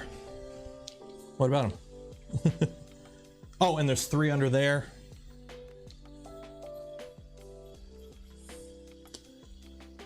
Ooh, this is fun. Remember kiddies, every stream we give away a spool filament from Polymaker. So if you haven't entered for your chance, link in the description. Do this now. So let's do this here. So light shell, okay.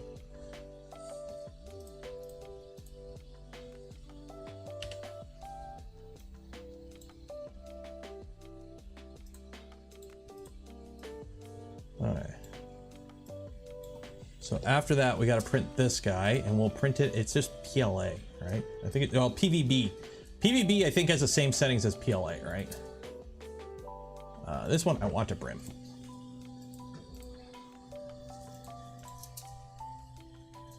Yeah. So we'll print that after. Cool.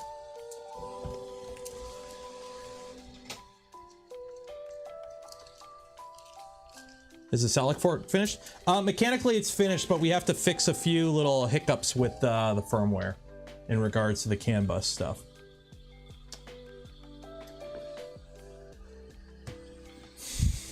I don't even know how long this print's gonna take. 42 minutes. And we are streaming till 2 o'clock today. P1P or V400, which do you prefer? Are you looking? Okay, so here's the thing. It's very hard for me to directly recommend the P1P at this point, because let's be honest, this is the only print I've gotten off of it. I've got 2 hours on this machine. So anyone who unboxes a printer and directly recommends it right away, take it with a grain of salt.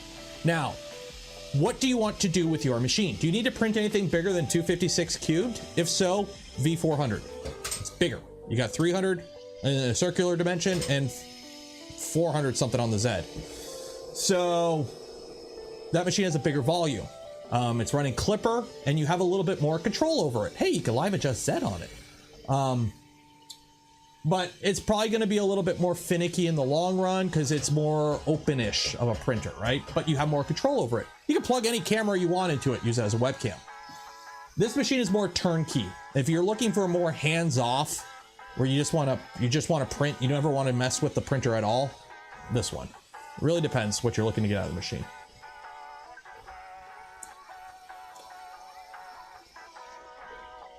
Asked about the noise level. I showed it off yesterday. I think it's quieter than the X1 because it doesn't have the big honking blower fan on the side, and I'm not going to put it on. And then it doesn't have the panels that resonate, but it's also unenclosed. So it's quieter, but the noise is different. This one I hear upstairs more than this one, but I think this one sounds louder in the room. It's kind of weird. Someone knows Tom's here? I know Tom's here. Did he say anything? He asked about redirecting. I know that.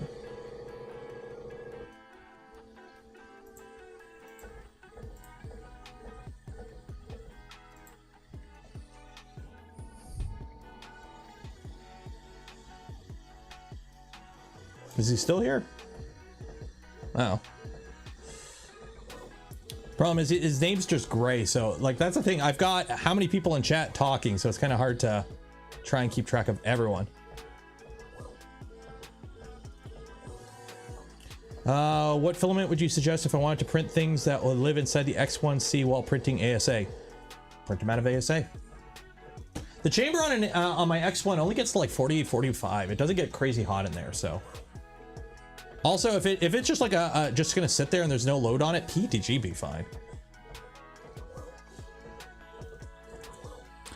The cost in Europe jumped to 822 euros. Ship more like 200 more than one listed. Shipping is shipping. Noise level compared to a Prusa i3 Mark III. Complete night and day. If you're a college student, or if this printer is going to live in your bedroom, which a lot of people keep their printer in their bedroom. A lot of people don't have, you know, if you're living at home or whatever, you may not have a place where you can put the printer that's outside of your personal space. This machine, be hesitant because you're not going to sleep in the same room as this machine running. A Prusa you could. Prusa's quiet. to the XL. The XL is pretty quiet. Oh, his stream busted. Oh no! What was he streaming? What was Tom streaming?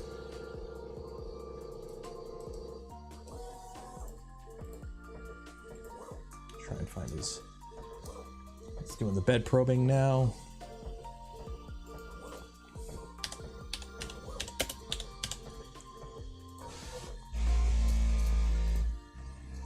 Didn't he just put out a video, or was that today? 2 weeks ago. Have I talked about Snapmaker to test their J1? Not really. I don't reach out to companies to test their machines. Usually. Especially commercial machines. I've reached out to a few companies about kits, because I like building printers, that's what I do. But in terms of commercial machines, I've never actually reached out to a company. The closest to that would be the Bamboo. Because I was talking to somebody who was like, hey, do you want me to get you in contact with them about getting you sent one of these? And I was like, sure. But the Snapmakers have never been machines that I've been really super interested in, because I'm a big fan of don't shit where you eat. So a CNC on a 3D printer and an open and closed, an unenclosed laser just kind of makes me a little iffy, because it's like it's not great at either of the three things it does, and it costs as much. It costs more than buying an individual machine as all three by themselves. Think about why. $20. Cheers. Thank you. Thank you. So yeah, I'm not huge about that. Because how much is a Snapmaker? Let's see. Snapmaker. What were you saying? S1 or J1? What's the J1? J1. Oh, it's a 3D printer. Okay, so it's just an IDEX 3D printer. Okay. It's an IDEX 3D printer. Those tool heads look like pretty much everything else. It's okay, it's got a rail, cantilever bed like it's 2016 up in here. I'm sure it's fine, but it doesn't stand out in any regard to me. You got your traditional hot ends, you got probably a 4010 blower, you got a blower fan there, a BMG up top. $1,000, I guess, if you want to spend $1,000 on an enclosed IDEX, but just looking at it, I don't see anything that, you know, stands out to me as like it's got a glass bed held on with clips. No, I don't want a coupon. I don't know. It's another printer.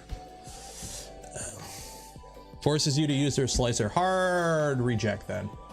At least the Bamboo, you know, you can say what you want about their slicer, which is, you know, a skin version of Prusa slicer, but it eats G-code. You can feed this thing normal G-code. Especially this one, you got no LiDAR to worry about. Even more reason to use Super Slicer with this machine. Has input shaper.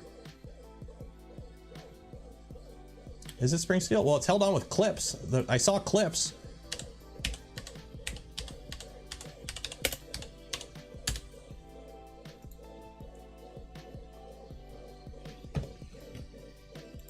Those look like clips to me. Those look like clips. That looks like a carborundum bed. And input shaper, what's it running? Is it running Duet? Like, look at these tool heads. Look at these hot ends. They're V6s.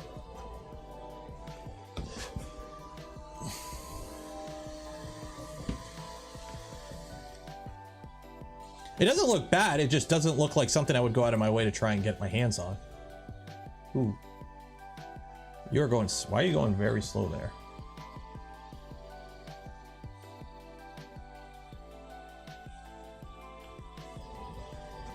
And how much are these? $99, jeez. 5-cent fan, V6 block, a little bit of machining. Yeah, that's the problem with these machines. It's like, yeah, PI glass bed. So it's not a flex plate. It's a glass bed with PI on it. There you go.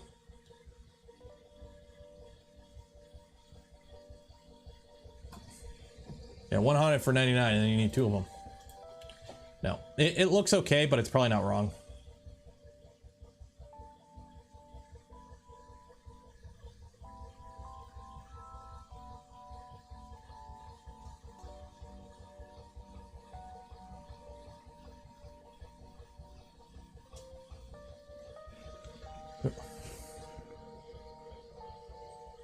Oop, who's calling me?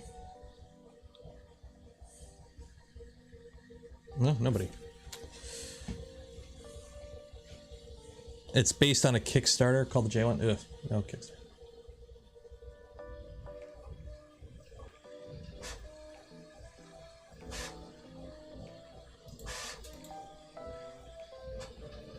Okay.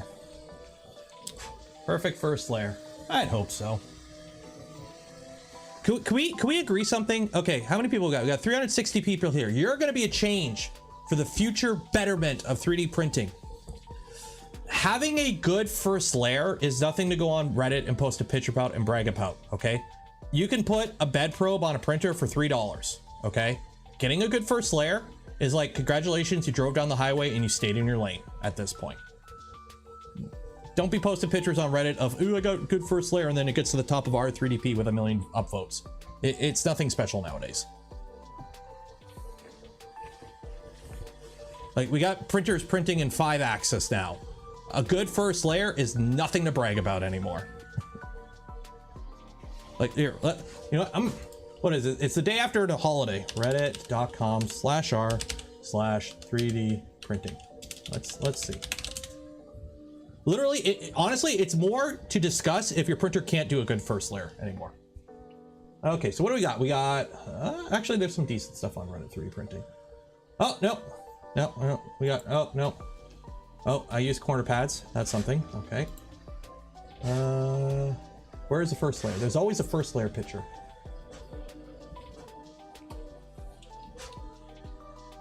Go to new.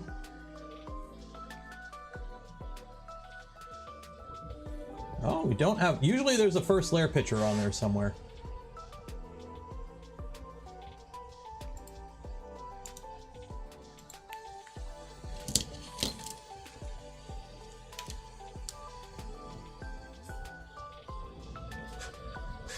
Did I touch the Z offset or anything? On this machine, no. I don't even think you can live adjust Z. I haven't seen the setting. I don't think you can live adjust Z on the Bamboo. Now, granted, it has pretty dang good first layers. I will say that. Didn't see a ton of Bamboo. Yeah, because people are buying them. They churn out good prints by default, and it's easy internet points.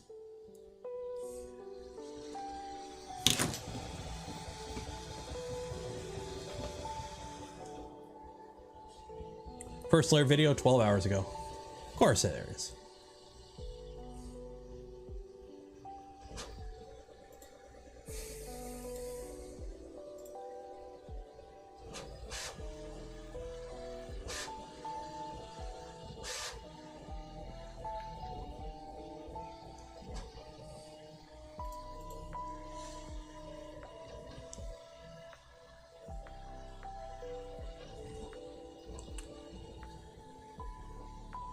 Just ordered PNP, NO, PL08, distance 8.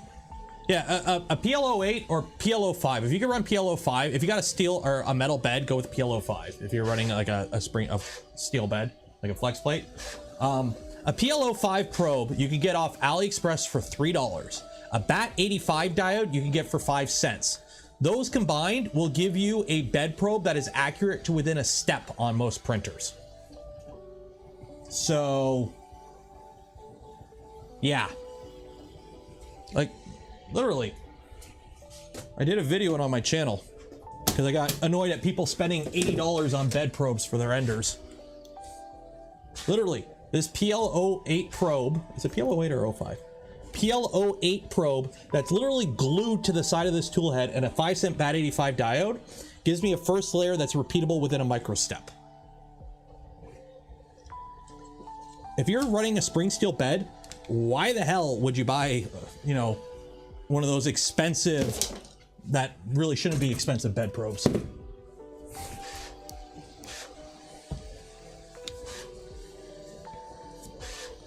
Put the Bamboo hot end on a Voron, you can buy them for 14. What? Oh, the hot end itself? If they want to. I prefer the modularity of something like a Revo, but can you change the E-steps? No. And if you're here, let me play with the focus. You should not be playing with your X, Y, or Z end stops on a printer anyways. If you're adjusting your X, Y, or Z end stops, your printer isn't built, or E steps on your X, Y, Z, your printer isn't built correctly. Video, where's my focus? Autofocus off. Okay, that ain't right. Go the other way, go the other way.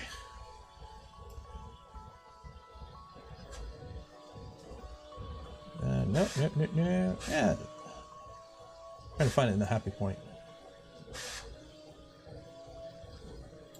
Oh, I'm clicking on the bar and I'm not clicking on the bar. There we go. Okay. There we go. That works. Okay. There we go.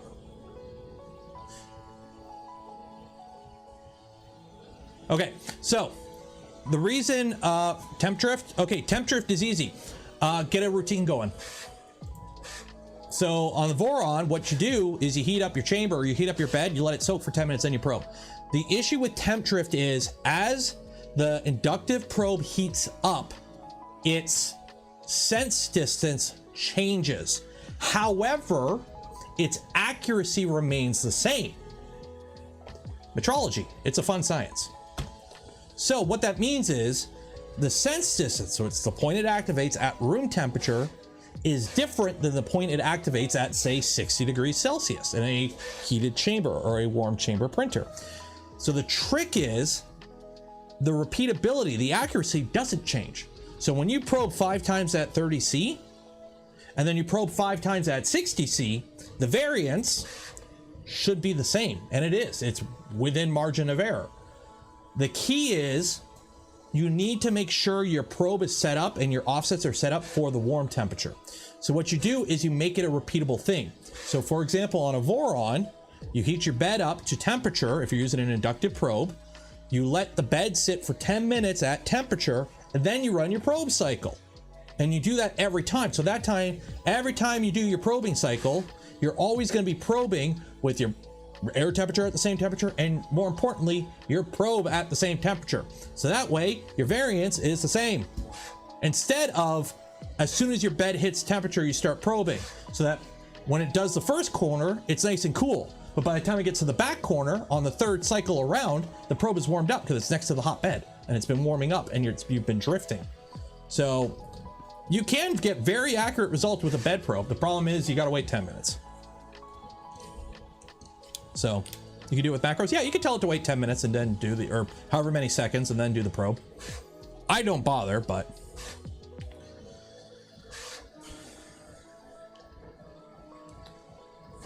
Now, granted, it's also a cheap probe, so you could always just get a bad one. They used to be built a lot better. They used to be made out of polycarbonate for one. A lot of them now are made out of ABS, so they melt. Desto, 10 Swedish kroner. Cheers. Thank you. Accuracy versus precision. Exactly. I took classes in metrology in college as part of my apprenticeship program. It's fun. Doesn't the super pinda? Yes, that's another way of getting around it. You have the probe automatically compensate for temperature drift, but those probes are 5 times as much. So could you do it in reverse? Probe with the cold bed? You could. The downside of that is as your bed heats up, it expands, and depends on how your bed is mounted, how thick your bed is. That difference in expansion and temperature growth could cause your first layer to be different, hot versus cold. That's why if you got to run a bed mesh, you should heat your bed up and let it sit at temperature for a while and then run your bed mesh, because your bed will naturally kind of grow and twist and contort a little bit as it expands. How reliable is a Voron 2.4? As reliable as you build it. Mine have been very reliable. I've seen people that have built theirs like poo-poo, and they're not that reliable. You build it. You're responsible for it.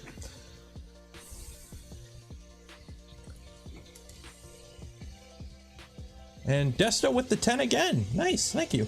Now on the Bamboo, if I'm not mistaken how it works, it has a load cell in the bed at near each of the 3 lead screws for the bed itself. So there's no actual probe in the bed. It's the bed itself is sensing when the nozzle hits it. That's another valid way of doing it. It works fine. You get good first layers on this machine. There's a million ways to level your bed. So I love this orange. Oh, this thing's gonna look awesome in this color. So the plan is we're gonna print the panels in this orange. I think it'll look really good with that. Riffraff, thank you for becoming a member.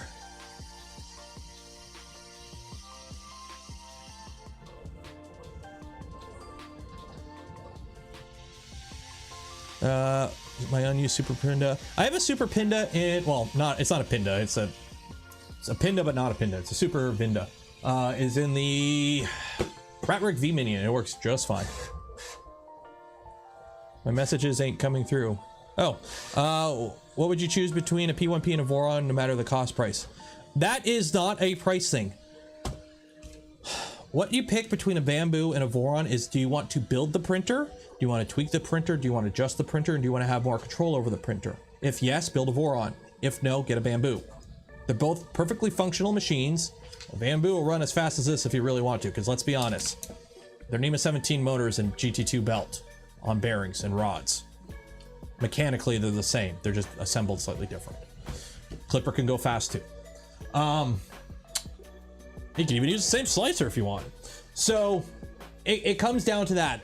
Cost, I'm not answering the cost question, because you can get this cheaper than a Voron, but you can build a Voron cheaper than this. It hit or miss, depends on the kit and the quality you want to build. And then that's not even factoring assembly time. Once you factor in, 24 to 48 hours, depending on your skill level, to actually build a Voron and get it tuned and tweaked in. If you're paying yourself, which you should be always considering how much time you're putting into things. Yeah, Voron will always cost more than this. But that's not a type of question you should be answering or asking. It shouldn't be a cost question. Yeah, it's like translucent orange.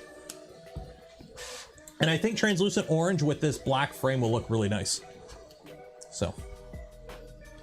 Replacing the side panels would quiet the noise.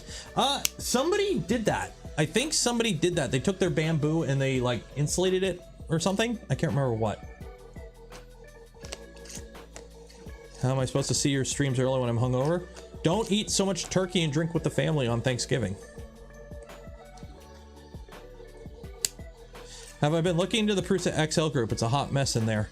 Nope, why would I look into there? It's in a Facebook group, it's cancer.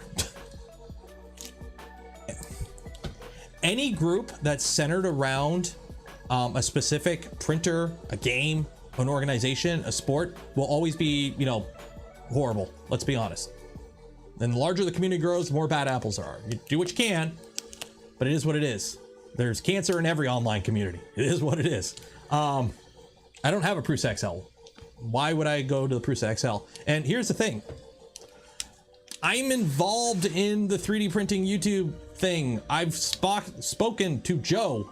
I can get information direct. Why would I go somewhere and just watch people guess at things and theory craft and throw conspiracies out and whatnot when I know it?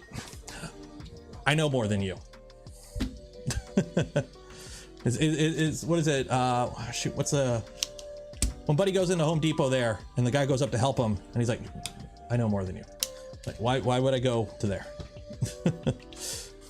Gossip. Yeah, why would I go to gossip when I could just ask Joe?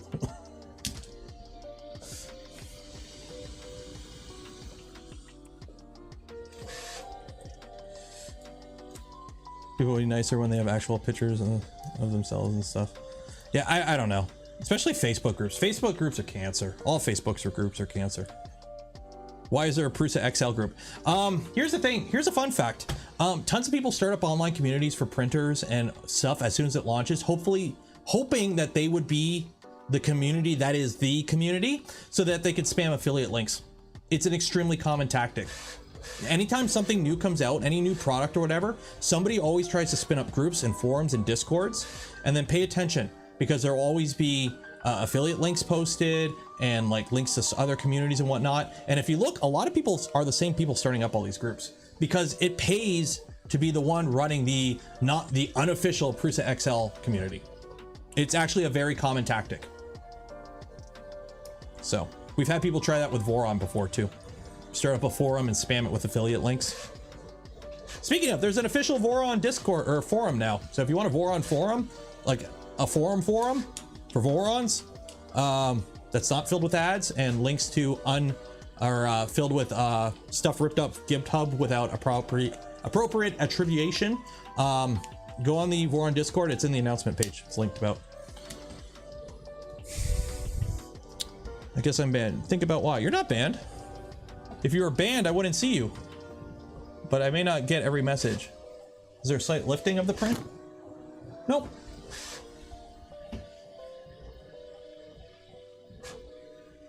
Every printer group I go on is toxic.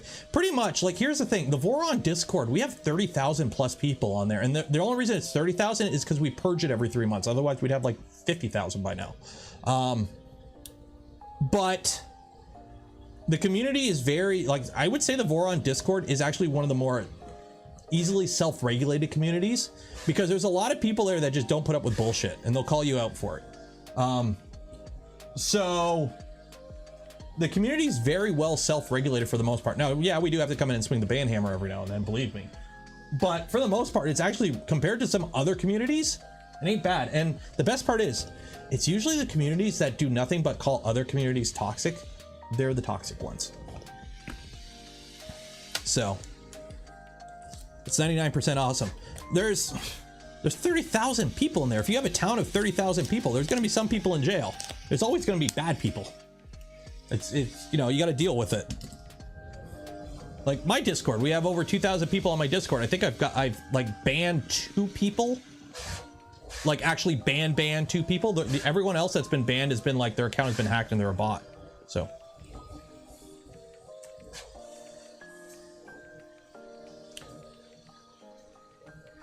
remember, the Voron Discord started because the Voron was never like planned to be a giant community. It was straight up, this is a fun little printer. A Discord's great for a small group of people live helping each other build it, because you can get responses really quick, and it's just like a chat group essentially. And then that suddenly became 30,000 people. So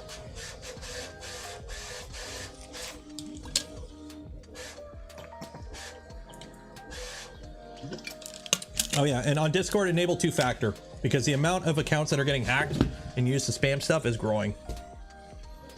Hey, Melting. Oh, another live stream. Yes, Adam, this is the normal Friday live stream. Yesterday's live stream was an impromptu one.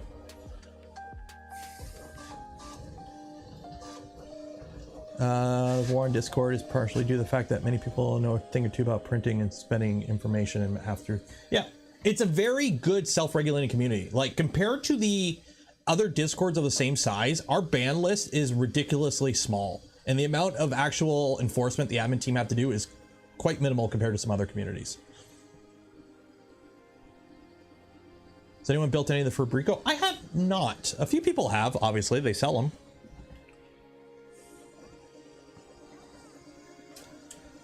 Printing. So yeah, the plan is to get this mounted. How do I mount this, by the way?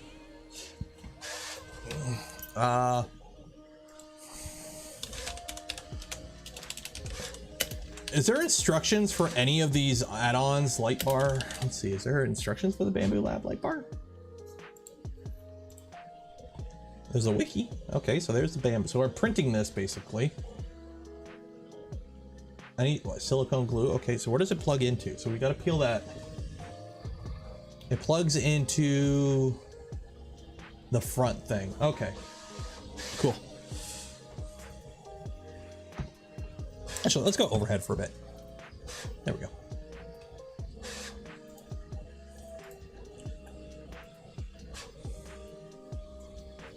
What the dog doing? I don't know what the dog doing. Let's go see what the dog doing. What is the dog doing? Oh, he's upstairs. Why is he still? Oh, wife's still home. That's why. Why 3D printing workshop? It's like they're not, I don't know. Are they a vendor? I mean, they just don't carry them anymore.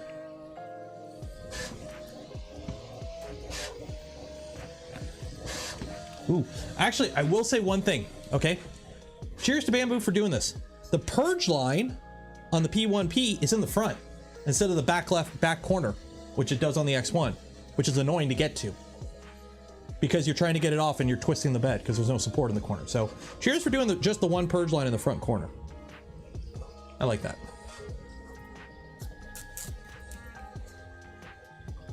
there a gap between the perimeters?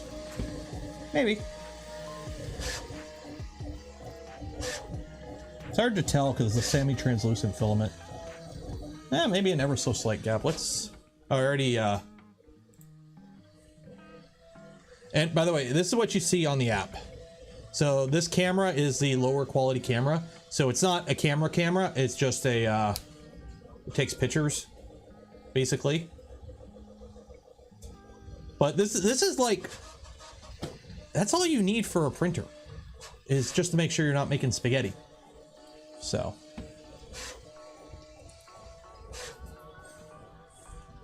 significantly worth. Yeah, it is. But you can still tell if you're making spaghetti. That's all you need to know. Am I making the spaghetti? No? Okay, it's good. But I do want to know if you could just plug in any camera, because it does have a USB port.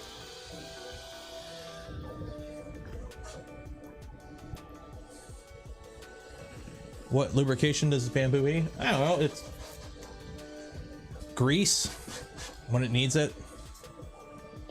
3D printer, there's not really much load on it. Any of the CAN bus stuff? The salad fork build we just completed has CAN bus in the tool head. Big Tree Tech needs to work on their documentation and firmware's support, but otherwise it seems to be okay.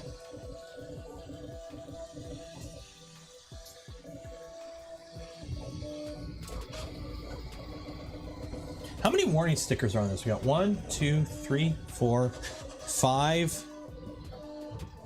6. Is there 6? Is there any more? Anything on the back? 6. There are 6 warning stickers on this printer.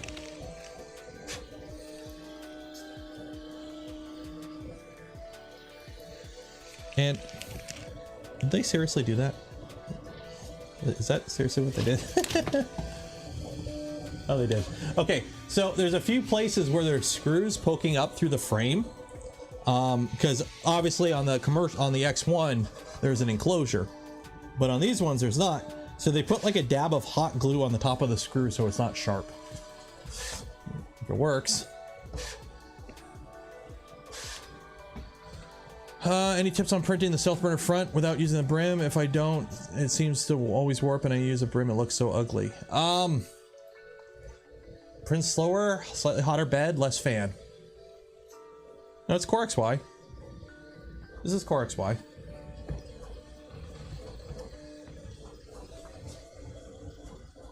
That's a Core XY belt system. You got 2 motors in the back. And it's like a Voron, where the motors are part of the belt run instead of the motors being up at the corners, which I prefer this way of doing it.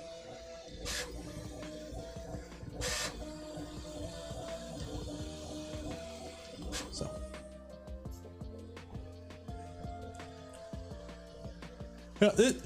This is a Bamboo X1 without half the stuff on it, basically. Without any of the stuff you really don't need to make a printer print. Hey. Look at that. Look at that. 69%. Oh, 70%. Dang it. It was nice for a minute there. What else is nice is if you like that smash button. It helps out with the algorithm or something. I don't know.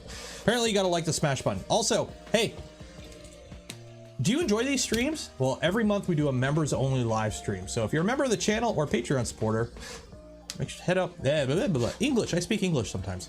Keep an eye out for those, because every month we do one. Sometimes we might do more. It depends what's going on. But also, every now and then somebody's very generous and they gift memberships to others. Now, if you want a chance at winning one of those gifted memberships, well, getting randomly selected by the computer algorithm, did you know you actually have to be active in chat to win one?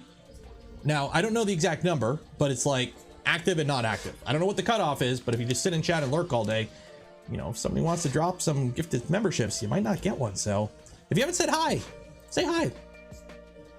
How'd you find the channel? Actually, that's today's question. Question of the day. How did you find my channel? That's a good way to get everyone to interact.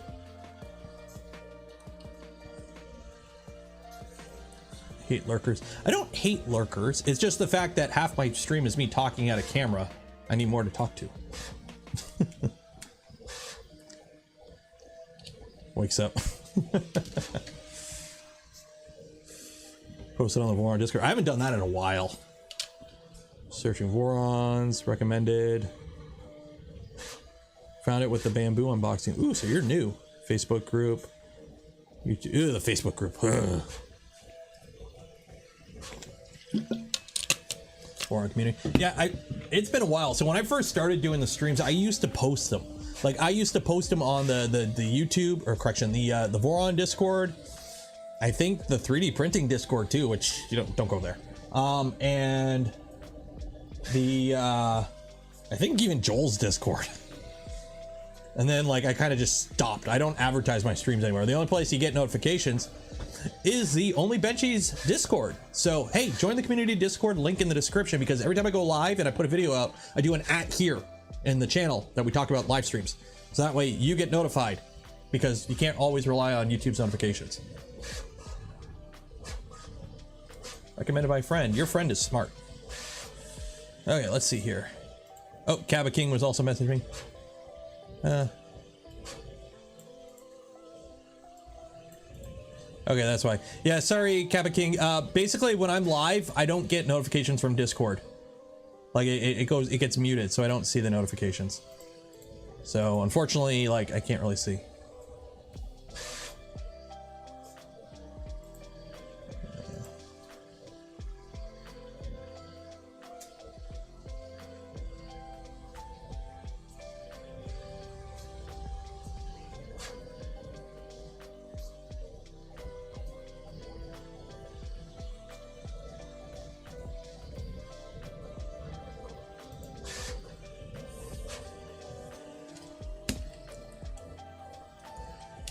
The YouTube switch wire. Nice. All right, 1 second here.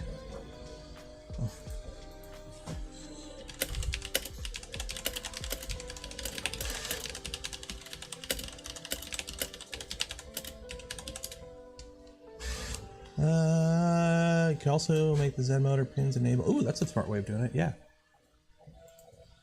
Cool. How's the ERCFA doing? Oh, where's your ERCFA going? It's sitting on a shelf in the other room. Where is it going? Probably there for a while. I don't use it that much. Half a year membership already. Oof. Time flies when you're having fun.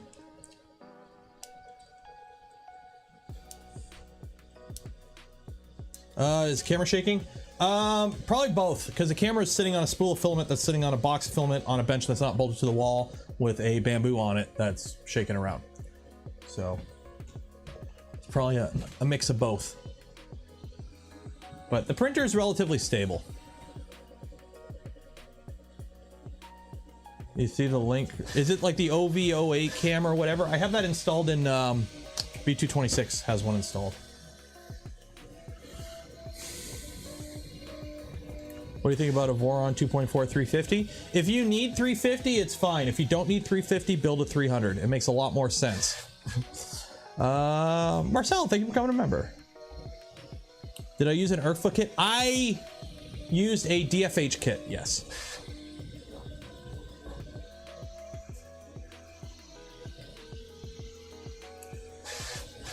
Where's my go-to base settings? I'll show you right here.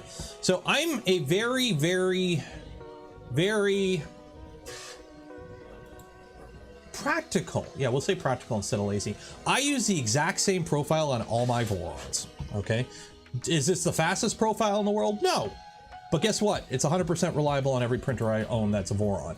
So, well, I have some slightly different settings for the LDO one because it runs a 0.6. But these are my normal speeds and feeds for Vorons when I'm printing Voron parts, which is pretty much the profile I use for everything.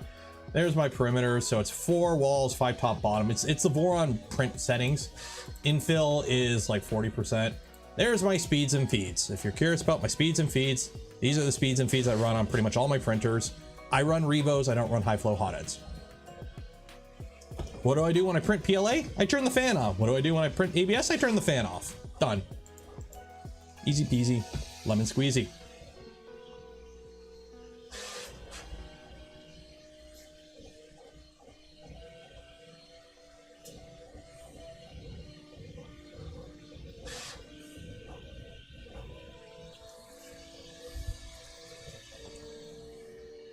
Tom brought me over with his Voron. Cool. Oh man. Watching Tom build the Voron, he did a good job. He did a good job on it. Did he ever put the panels on it? I don't know. But oh my god, I'm a moderator on his when he live streams, and the amount, oh my god, the Clipper people in there was so bloody annoying. So annoying.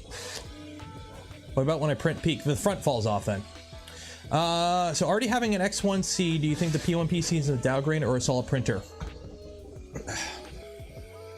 Side grade. It's a side grade. It's the same exact machine with a cheaper cost with some features you may not need depending on what you're printing. Do you print a lot of PLA and PETG? This machine's a valid option for you. Personally, I think this is the go-to instead of an X1. Because what do you lose? A camera. Well, not everyone needs a camera. Cameras are nice, but you can buy a camera. So camera, it's kind of nice to have it, but not really required. The LiDAR. What else are you losing? What else? The big Hoover fan. So this gives you the current air cooling that allows you to print at stupid bad ass crazy fast speeds. This is default high speed. This is PLA printed with the default profile for an X1, just without the blower fan. And guess what? That prints fine. This, it's very loud. I don't think it's needed. I could take a slight hit in print speed with that. The light, the light's,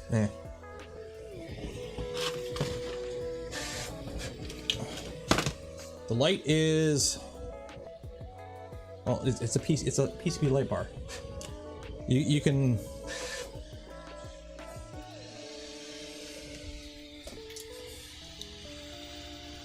we'll have to peel that off. Where does this plug into? It's not a JST connection. Okay, that's kind of annoying. That's kind of annoying. It's not a JST connection.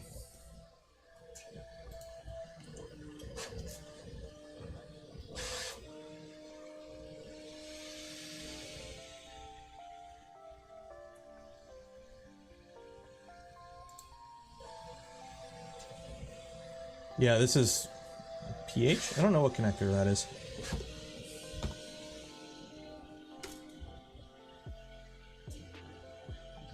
I don't know what connector that is. There it is. But, because here's the thing, this is just an LED light bar. Whatever voltage it is, you can just buy LEDs. Just get like the strip of LEDs, as long as it's the same voltage. But it's a locking JST. It's like some weird, I don't know what kind of connector that is.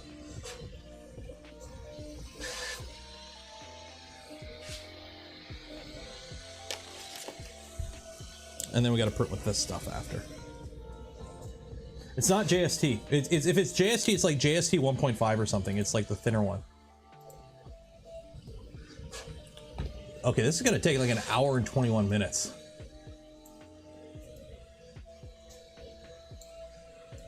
Okay, how much filament do we need for that? 7 grams. How much do I have? Let's find out.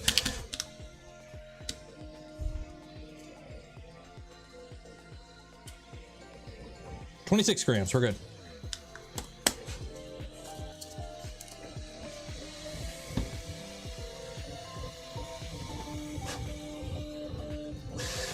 What are we at anyways? So it doesn't tell you a percentage of how much time is left, it just gives you a bar. No, this is just normal speed. This is just normal speed. Let's go to speeds. So this is 100% speed. Silent.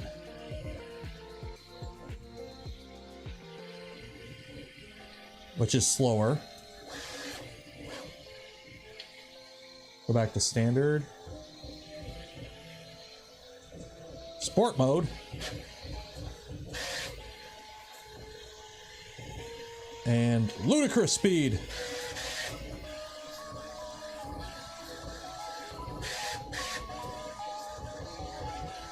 Which is basically 50, 100, 150, 200. Go back to 100%.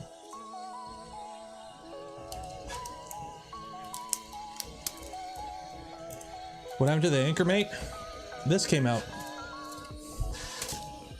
Like, what is the Anchormate? It's a V-wheel bed flinger. There's nothing special about the Anchormate. It's a V-wheel bed flinger with a cloud app. Ooh. If you're gonna get a computer printer with a cloud app,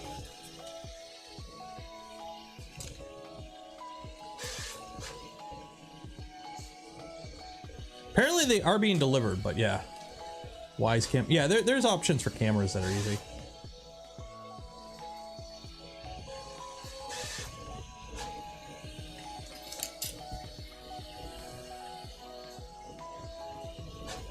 It's not going to make things obsolete. Exactly. Like, here's the thing. Oh my God, I love this. Okay. The amount of people that are hyping this up because it's better than a Prusa Mark III. My brother in Christ, it's better than a 5-year-old printer. Congratulations. Like, it's like, oh, my car's faster than yours. Yeah, you bought a sports car. I drive a 99 Civic. Good for you. The Prusa Mark III is 5 years old. I would hope a comparable price printer that came out this year is better. If it didn't, I would be sorely disappointed.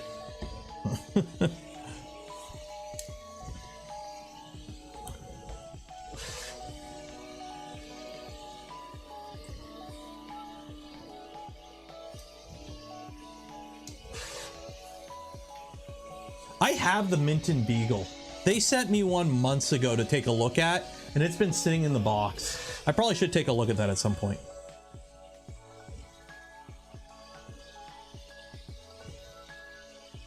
But here's the thing. Here's the thing. My Viper blows it out of the water. Most people don't run print farms of Vipers. The Mark III still has a lot of pro points. Yes, it's slower, but it still prints good. It's reliable. It's got a ton of support behind it, and it's got 5 years of it's got 5 years of Q&A and testing done on it. So this as good of a printer this is still a Gen 1 product from a new company. So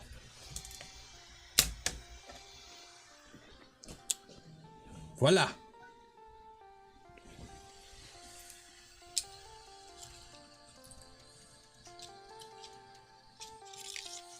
It's warm.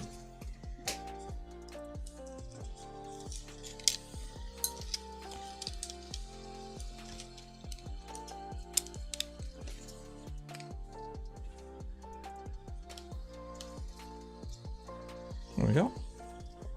Got ourselves a light bar. I don't know how it mounts. I don't know where it mounts. Double-sided tape. Okay, we'll double-sided tape it on somewhere. But we've got ourselves a light bar. Okay, so now I gotta unload the filament. Unload.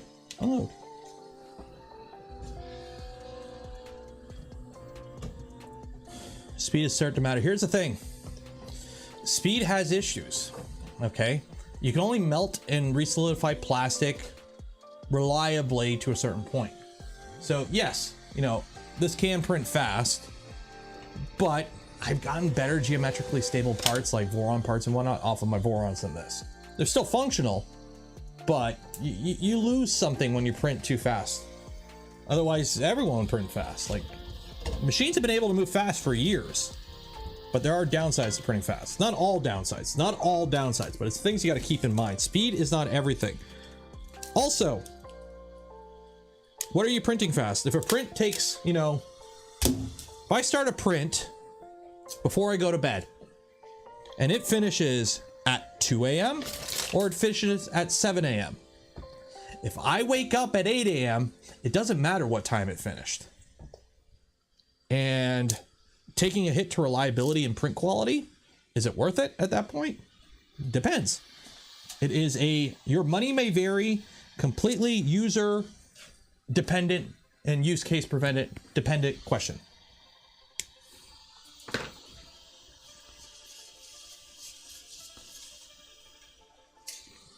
you go. By the way, for loading this printer, you hit unload and it pulls the filament out, okay? When it comes to loading this printer, okay, what you do is you just take the new filament, you shove it in until it hits the tool head and it physically stops, and that's it. You don't have to, there doesn't need to be a load command on the screen here. Because what it does is at the start of a print, it does a purge where it basically extrudes filament and makes the little poopy, and that primes the nozzle and loads the next filament in. So you don't need to purge between filaments with this machine, with the default setup, which is really nice. So that's what I did. I pushed in the PVP filament here, and it's about to swap that over. So I'm going with an LDO Honey or LDO Warren 0.1 versus LDO's V0 S1 kit by Honey Badger. Pros, cons. Isn't that the LDO kit? Either way, go for it.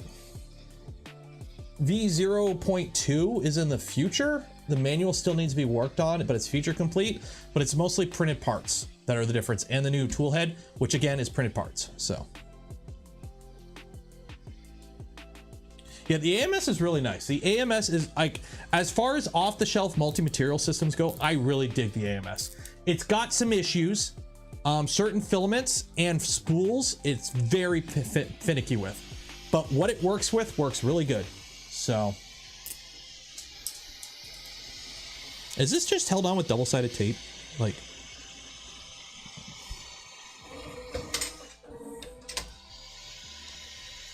no, that doesn't. Oh, it mounts underneath. I don't know. And where does it plug into?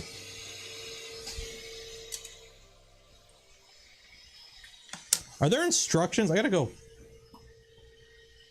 Well, I got a bunch of foam. It came with a bunch of foam.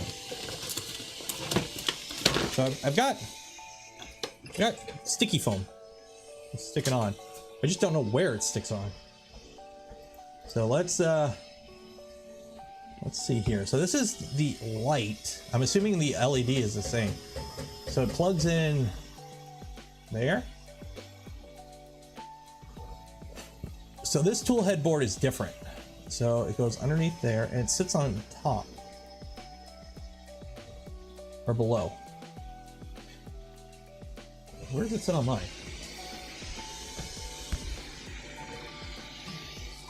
Okay, so this doesn't go in the same spot.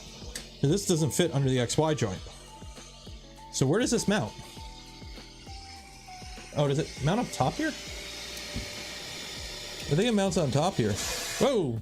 Jesus Christ. I don't know. I'll figure out where it mounts. But yeah, look at that. So the frame all in this orange, the enclosure all in this orange. Yeah, I think that's going to work out really good. I think that's going to work out really good. Bambulab P1P. Oh, hey, it's open for pre-orders now. Quick, run! Go pre-order it, folks. Go, run, kiddies, run! Available upgrades. Okay, so where does the light go? Where does the light go? It goes up top. Okay, so it just sticks up top. Okay. What is that? I've seen this in a few pictures. What is that? What is that? What is that thing?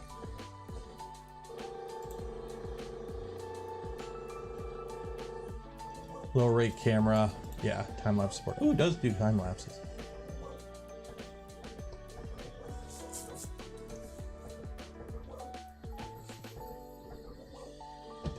All right, so what time is it right now? It's 1:30, so don't forget, we're gonna do a giveaway at the end of the stream for the SPOOL Polymaker. So link in the description if you have not entered for that.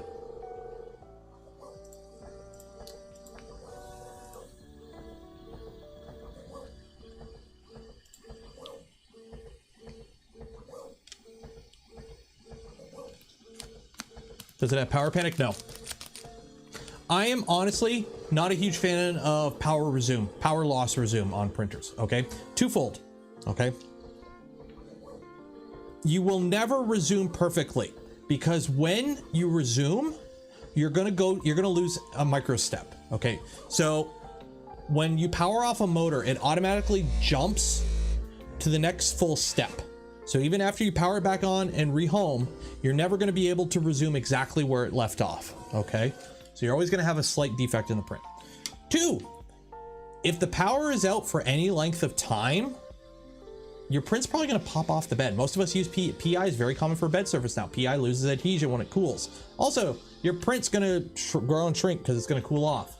So the print's out for a couple minutes. There's really no point in resuming, in my opinion. Especially if, like, you know, the tool head stays attached to it and you get a glob. Oh. Did it suck up the filament? I don't think it did. We may have to resume this. Yeah, we're gonna have to resume this. Shoot. It didn't suck up the filament. Pause. Stop. Yeah. Oopsie doodles.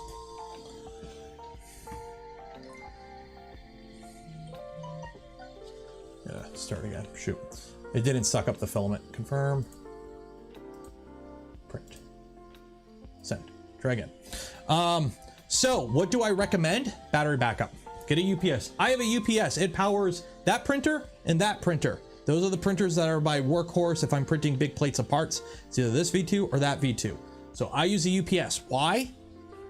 Because that means if the power goes out for less than 5 to 10 minutes, the printer just keeps printing. Don't need power panic if you can just print. If the power is out for more than 5 to 10 minutes, odds are the power is going to be out for a while, and you probably weren't going to save the print anyways with power panic. So that's kind of my thinking when it comes to power loss prevention. Oh my God, all the emails today.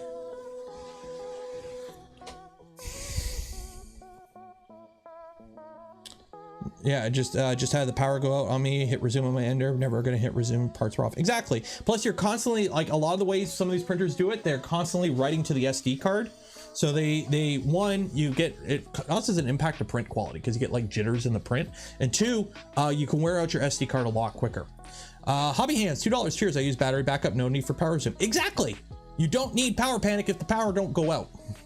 And if it goes out for long enough that your UPS died, odds are you weren't finishing that print great to begin with. Okay, there we go. Now it's actually doing it right. It didn't suck up the filament. So you may have to hold on to it.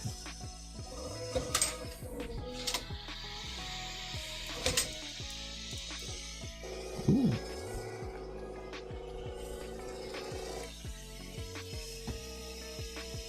I tried FedEx, but the print still failed on the power.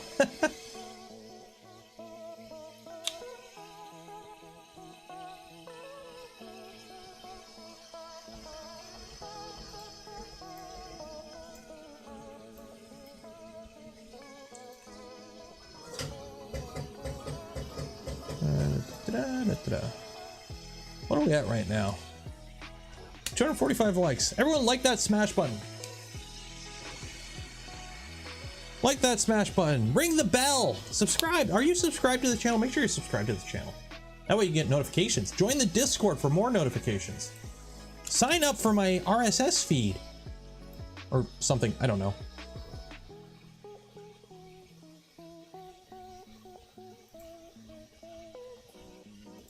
What's going on here?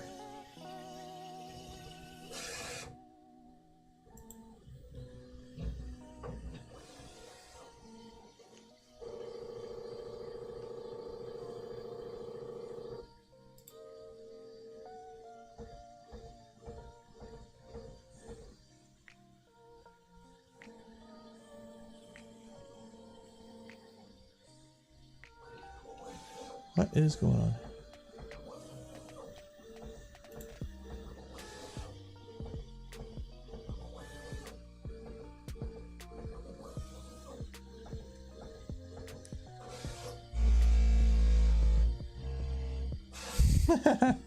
I love admin reports on the Voron Discord sometimes.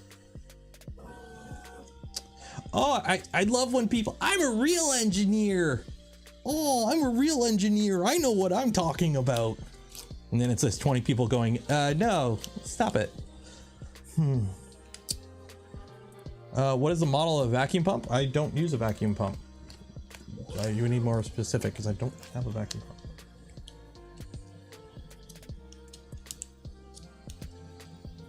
On the sphere, there's a little arrow down under the extruder. If you tap that once, it holds the filament just enough. Oh, that's a good idea. Yeah, good point. Okay. Oh. I'm like, why is the filament black? The bed is black and it's translucent.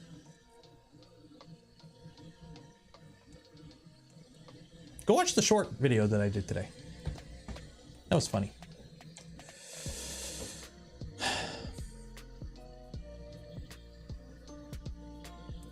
I'm gonna go back to that admin ticket. That was funny. Let me read that.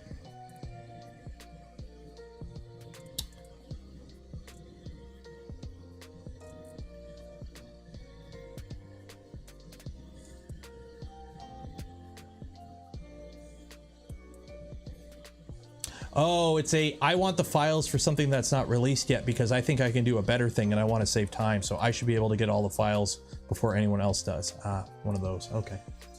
Those are fun tickets.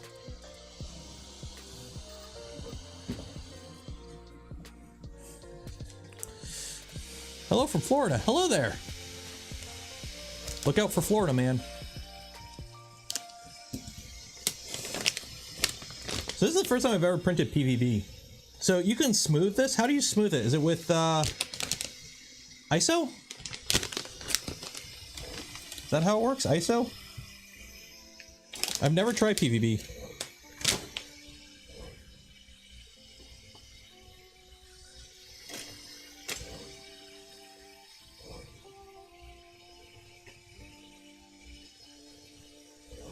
ISO smooth. Okay. So what? I could just like brush it on because this is gonna be, this is translucent. So this is gonna be for the LED diffuser. So you can't get ISO in California. That sucks. So this print's gonna take a while, I think, because it's a tall vertical thing.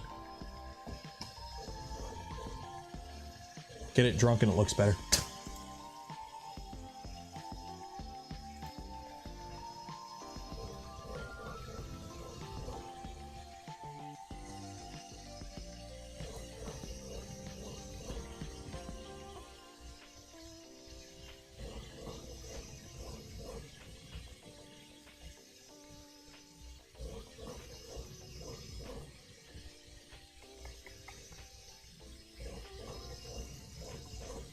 What time are we at right now? 1:40. Remember, I gotta end at 2, so.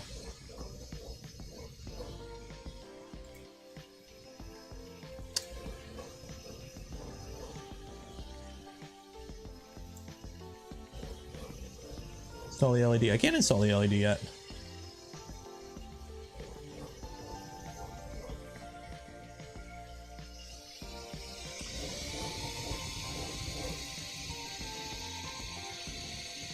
I wonder if I should have printed this in like vase mode because that little juddering around here. Let's take a look here. Let's see if we can speed this print up because unfortunately here's the problem. It takes forever to get these things going. Okay, so what it's doing, it's the fill small gaps. So where is quality ironing? Where is like small gaps? Can I, okay, avoid crossing bridge flow.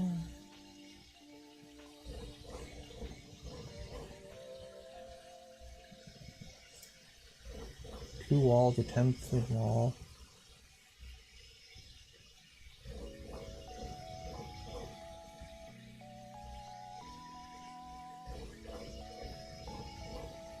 There's no real setting there. Strength.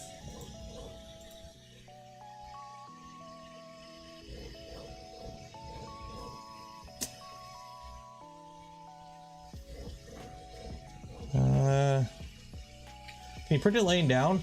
Not really. Looking at the geometry here, like this would be, you know, kind of a pain to print laying down. Like you wouldn't get a flat surface. Plus something like this you kind of want to do on a print. Is that? Yeah, that'll bridge. Strength. Tech thin walls. Maybe no infill. Maybe no infill does it.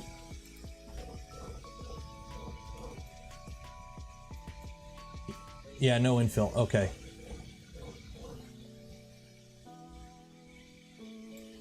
Okay. That doesn't save any time. No. Screw it. We'll just let it run. It's gonna finish off stream anyways, so.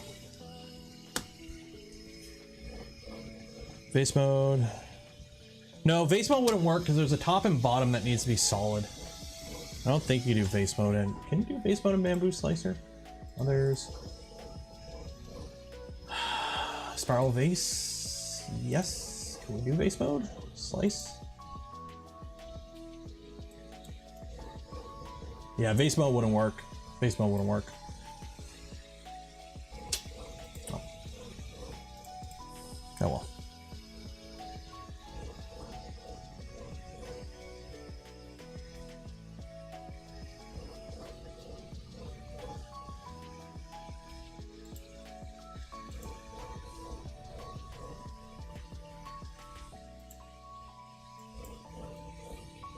Like, I could have printed one layer. Let me try here 1 second.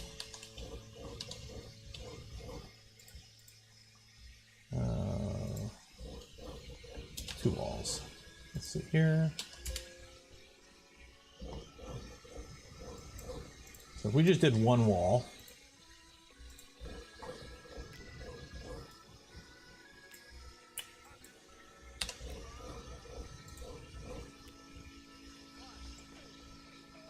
Yeah, it would save a bit of time, but it would be pretty flimsy.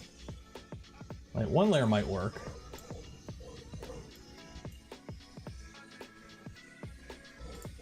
Right, let's see here. Others. Okay. So let's do other.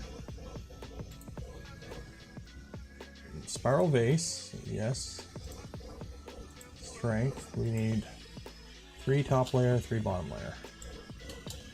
Slice. No, you can't do it. You can't do it. Shoot. You can't do vase mode with top and bottom layer. Oh well.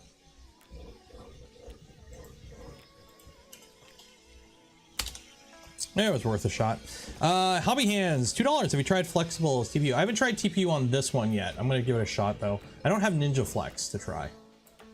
So.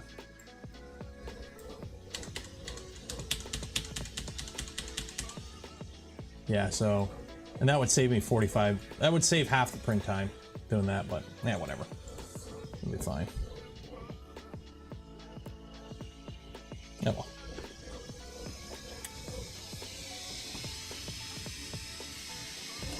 Like, it's these movement right there that we would be eliminating basically. So.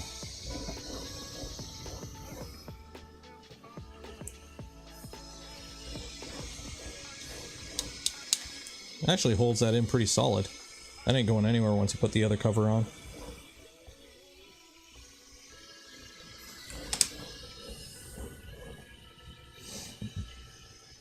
Oh, how much time? We got 14 minutes till we do the giveaway.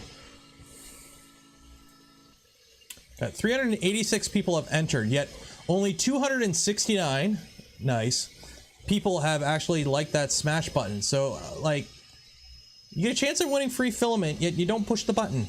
Push the button. Do this now.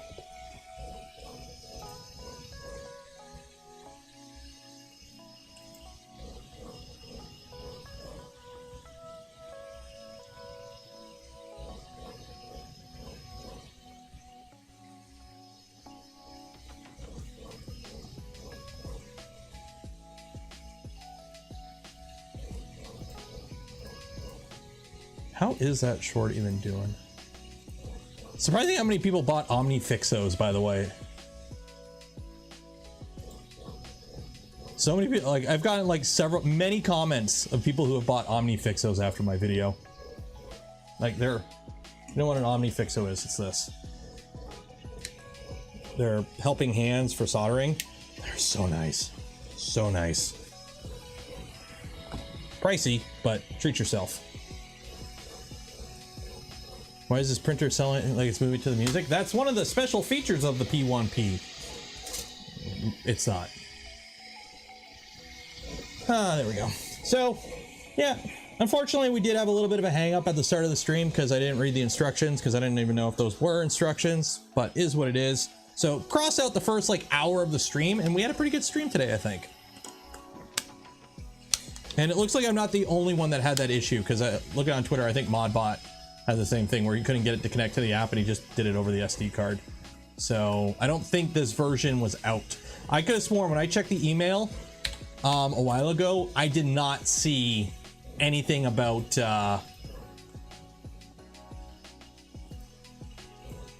that from? Oh, anything about the app.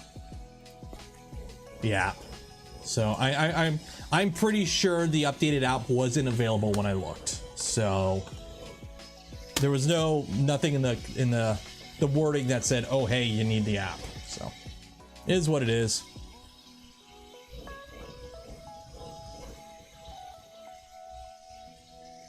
Now this is like an hour-long print, unfortunately, because it's a tall vertical print, right? There's really only so much you can do with a tall vertical print.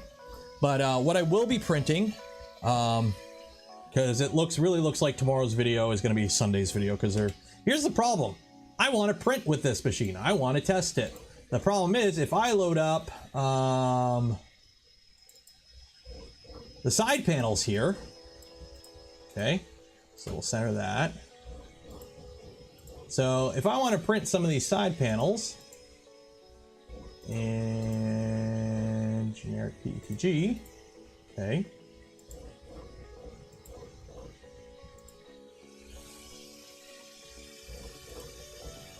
Let's see how long this takes.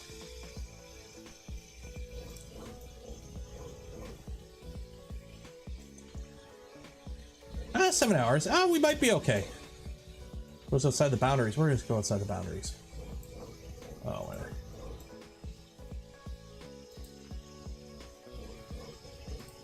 Can I change the broom width?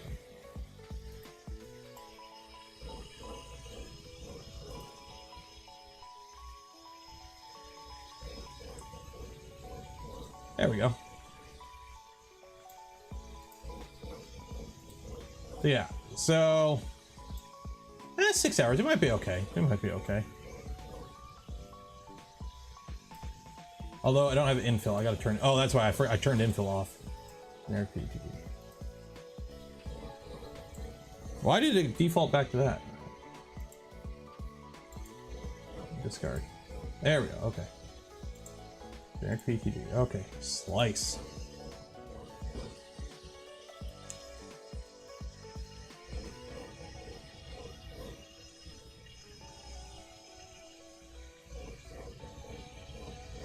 Where are you? Come on, slicey slice. Oh, dang it. Others. Manual. There we go. Slice. It's gonna take a while, put it that way. Put them on your Voron. I'm not gonna print them on my Voron. What's the point? This is translucent PVB filament because it's the quickest translucent filament. Yeah, this is a 12-hour print. So it's a 12-hour print for these panels. So what's with that bridge? Is that just to hold it together to...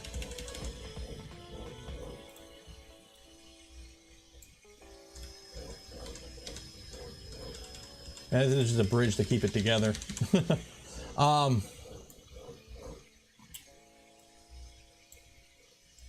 Yeah, it's a 12-hour print, so.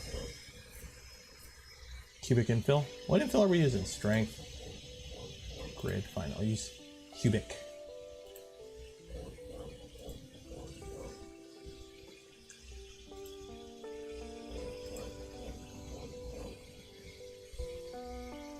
Yeah, so it's gonna be 24 hours to print the enclosure for this. So the problem is I can record the last of the stuff I need for the video easily, like with it running, because it's B-roll. But the actual video itself, like the me talking, I can't record with this running because it's too loud. So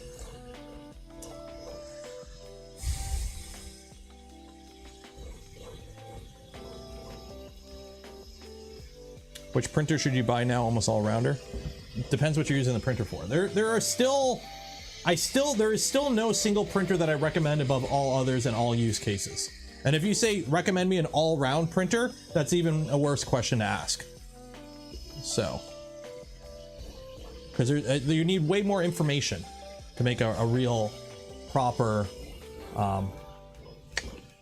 estimate.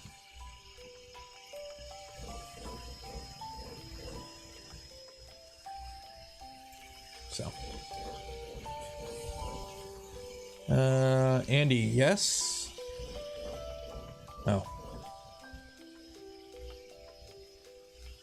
What's the most advanced clipper tuning that you would recommend outside the basic Resonance Excel and PIDs? Pressure advance. Do an input shaper. About it.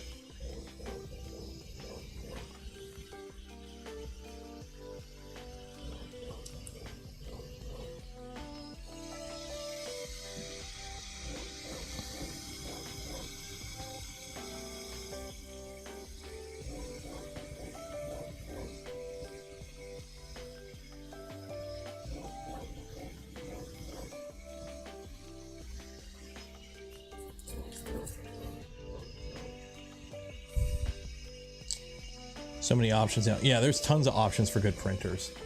There's a lot of good printers out there right now. I don't, how are all these panels held on? Are they, no, there are some screws. Okay, there are some screws. It all kind of just snaps together, I guess. Problem is I don't have any documentation. And it's okay, I got a bunch of screws. Is there a G-code? There is. I don't know what it is off the top of my head though, because I can't remember.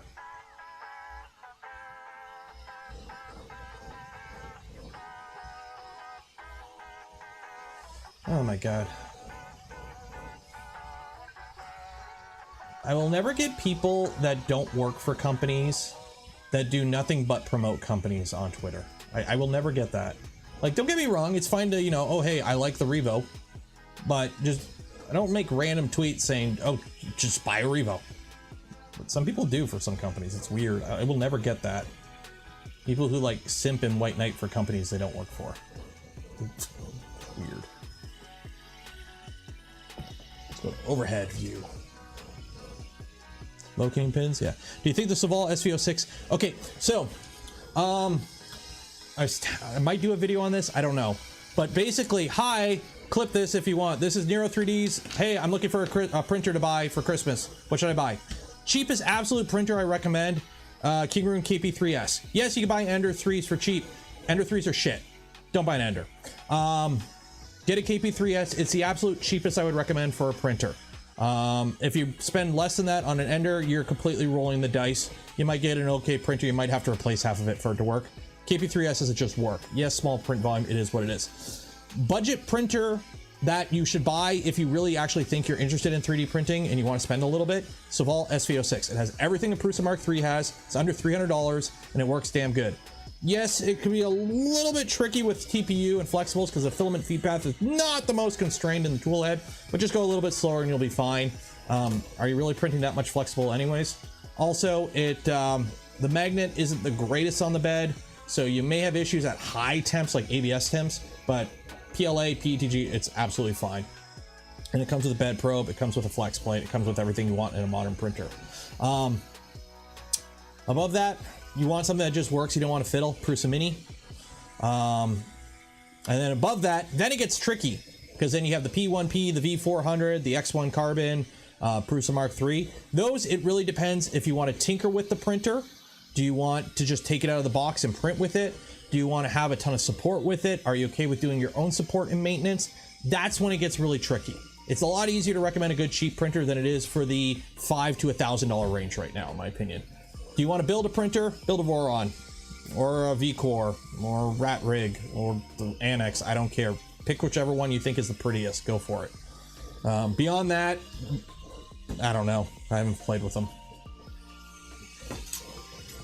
Cool. There you go. Merry Christmas.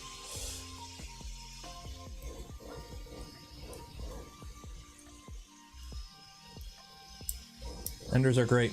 Enders are trash and you know it. They are the minimum viable product of 3D printing. With the SPOOL SV06 for under $300, that is absolutely everything that you would want on a 3D printer. It literally is a costed down Prusa Mark III. It has everything a Prusa Mark III does. Heck, I run it with my Prusa Mark III profile and it prints beautifully. Why would you buy a Prusa? Why would you buy a V-wheel Prusa?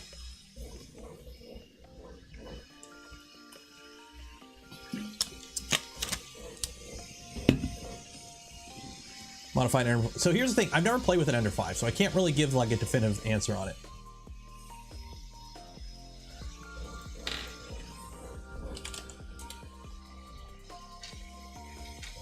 By the way, you have like 2 minutes to enter if you want to win a spool of filament. How do I feel? I feel peachy. I'm gonna go pick up the little guy from daycare in a little bit. The pizza was good. The pizza last night was very good. We just went to Boston Pizza with the little guy after school. Or after the stream. I had a good experience with my Ender 3 V2 is in a box right now because I took it apart. The extruder went to shit on it. That's the thing with them. Your money may vary hugely with them. There's no QC. And I'm talking, remember, when I recommend printers, I'm recommending them as they come out of the box. I'm not recommending, oh, the Prusa's fine if you upgrade this, this, and this. No, I'm talking about out of the box experience.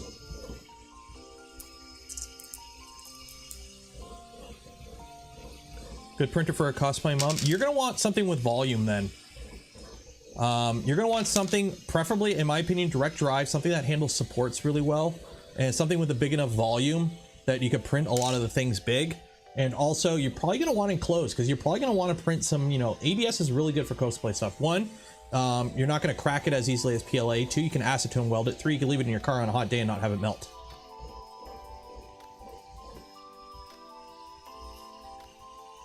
So like my Mando armor is all PLA and ASA, a little bit of hips too. Hips is actually really nice because it sands really well and it's really light, but you gotta be careful because it is a little on the rigid side. So you gotta be careful about it cracking, but it's like a hard rigid, so.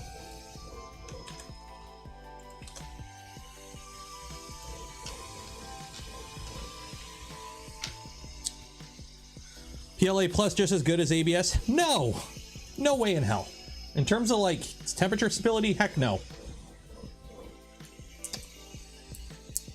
Okay, somebody give me a number between, let's go between 7 and 12. Why between 7 and 12? I don't know.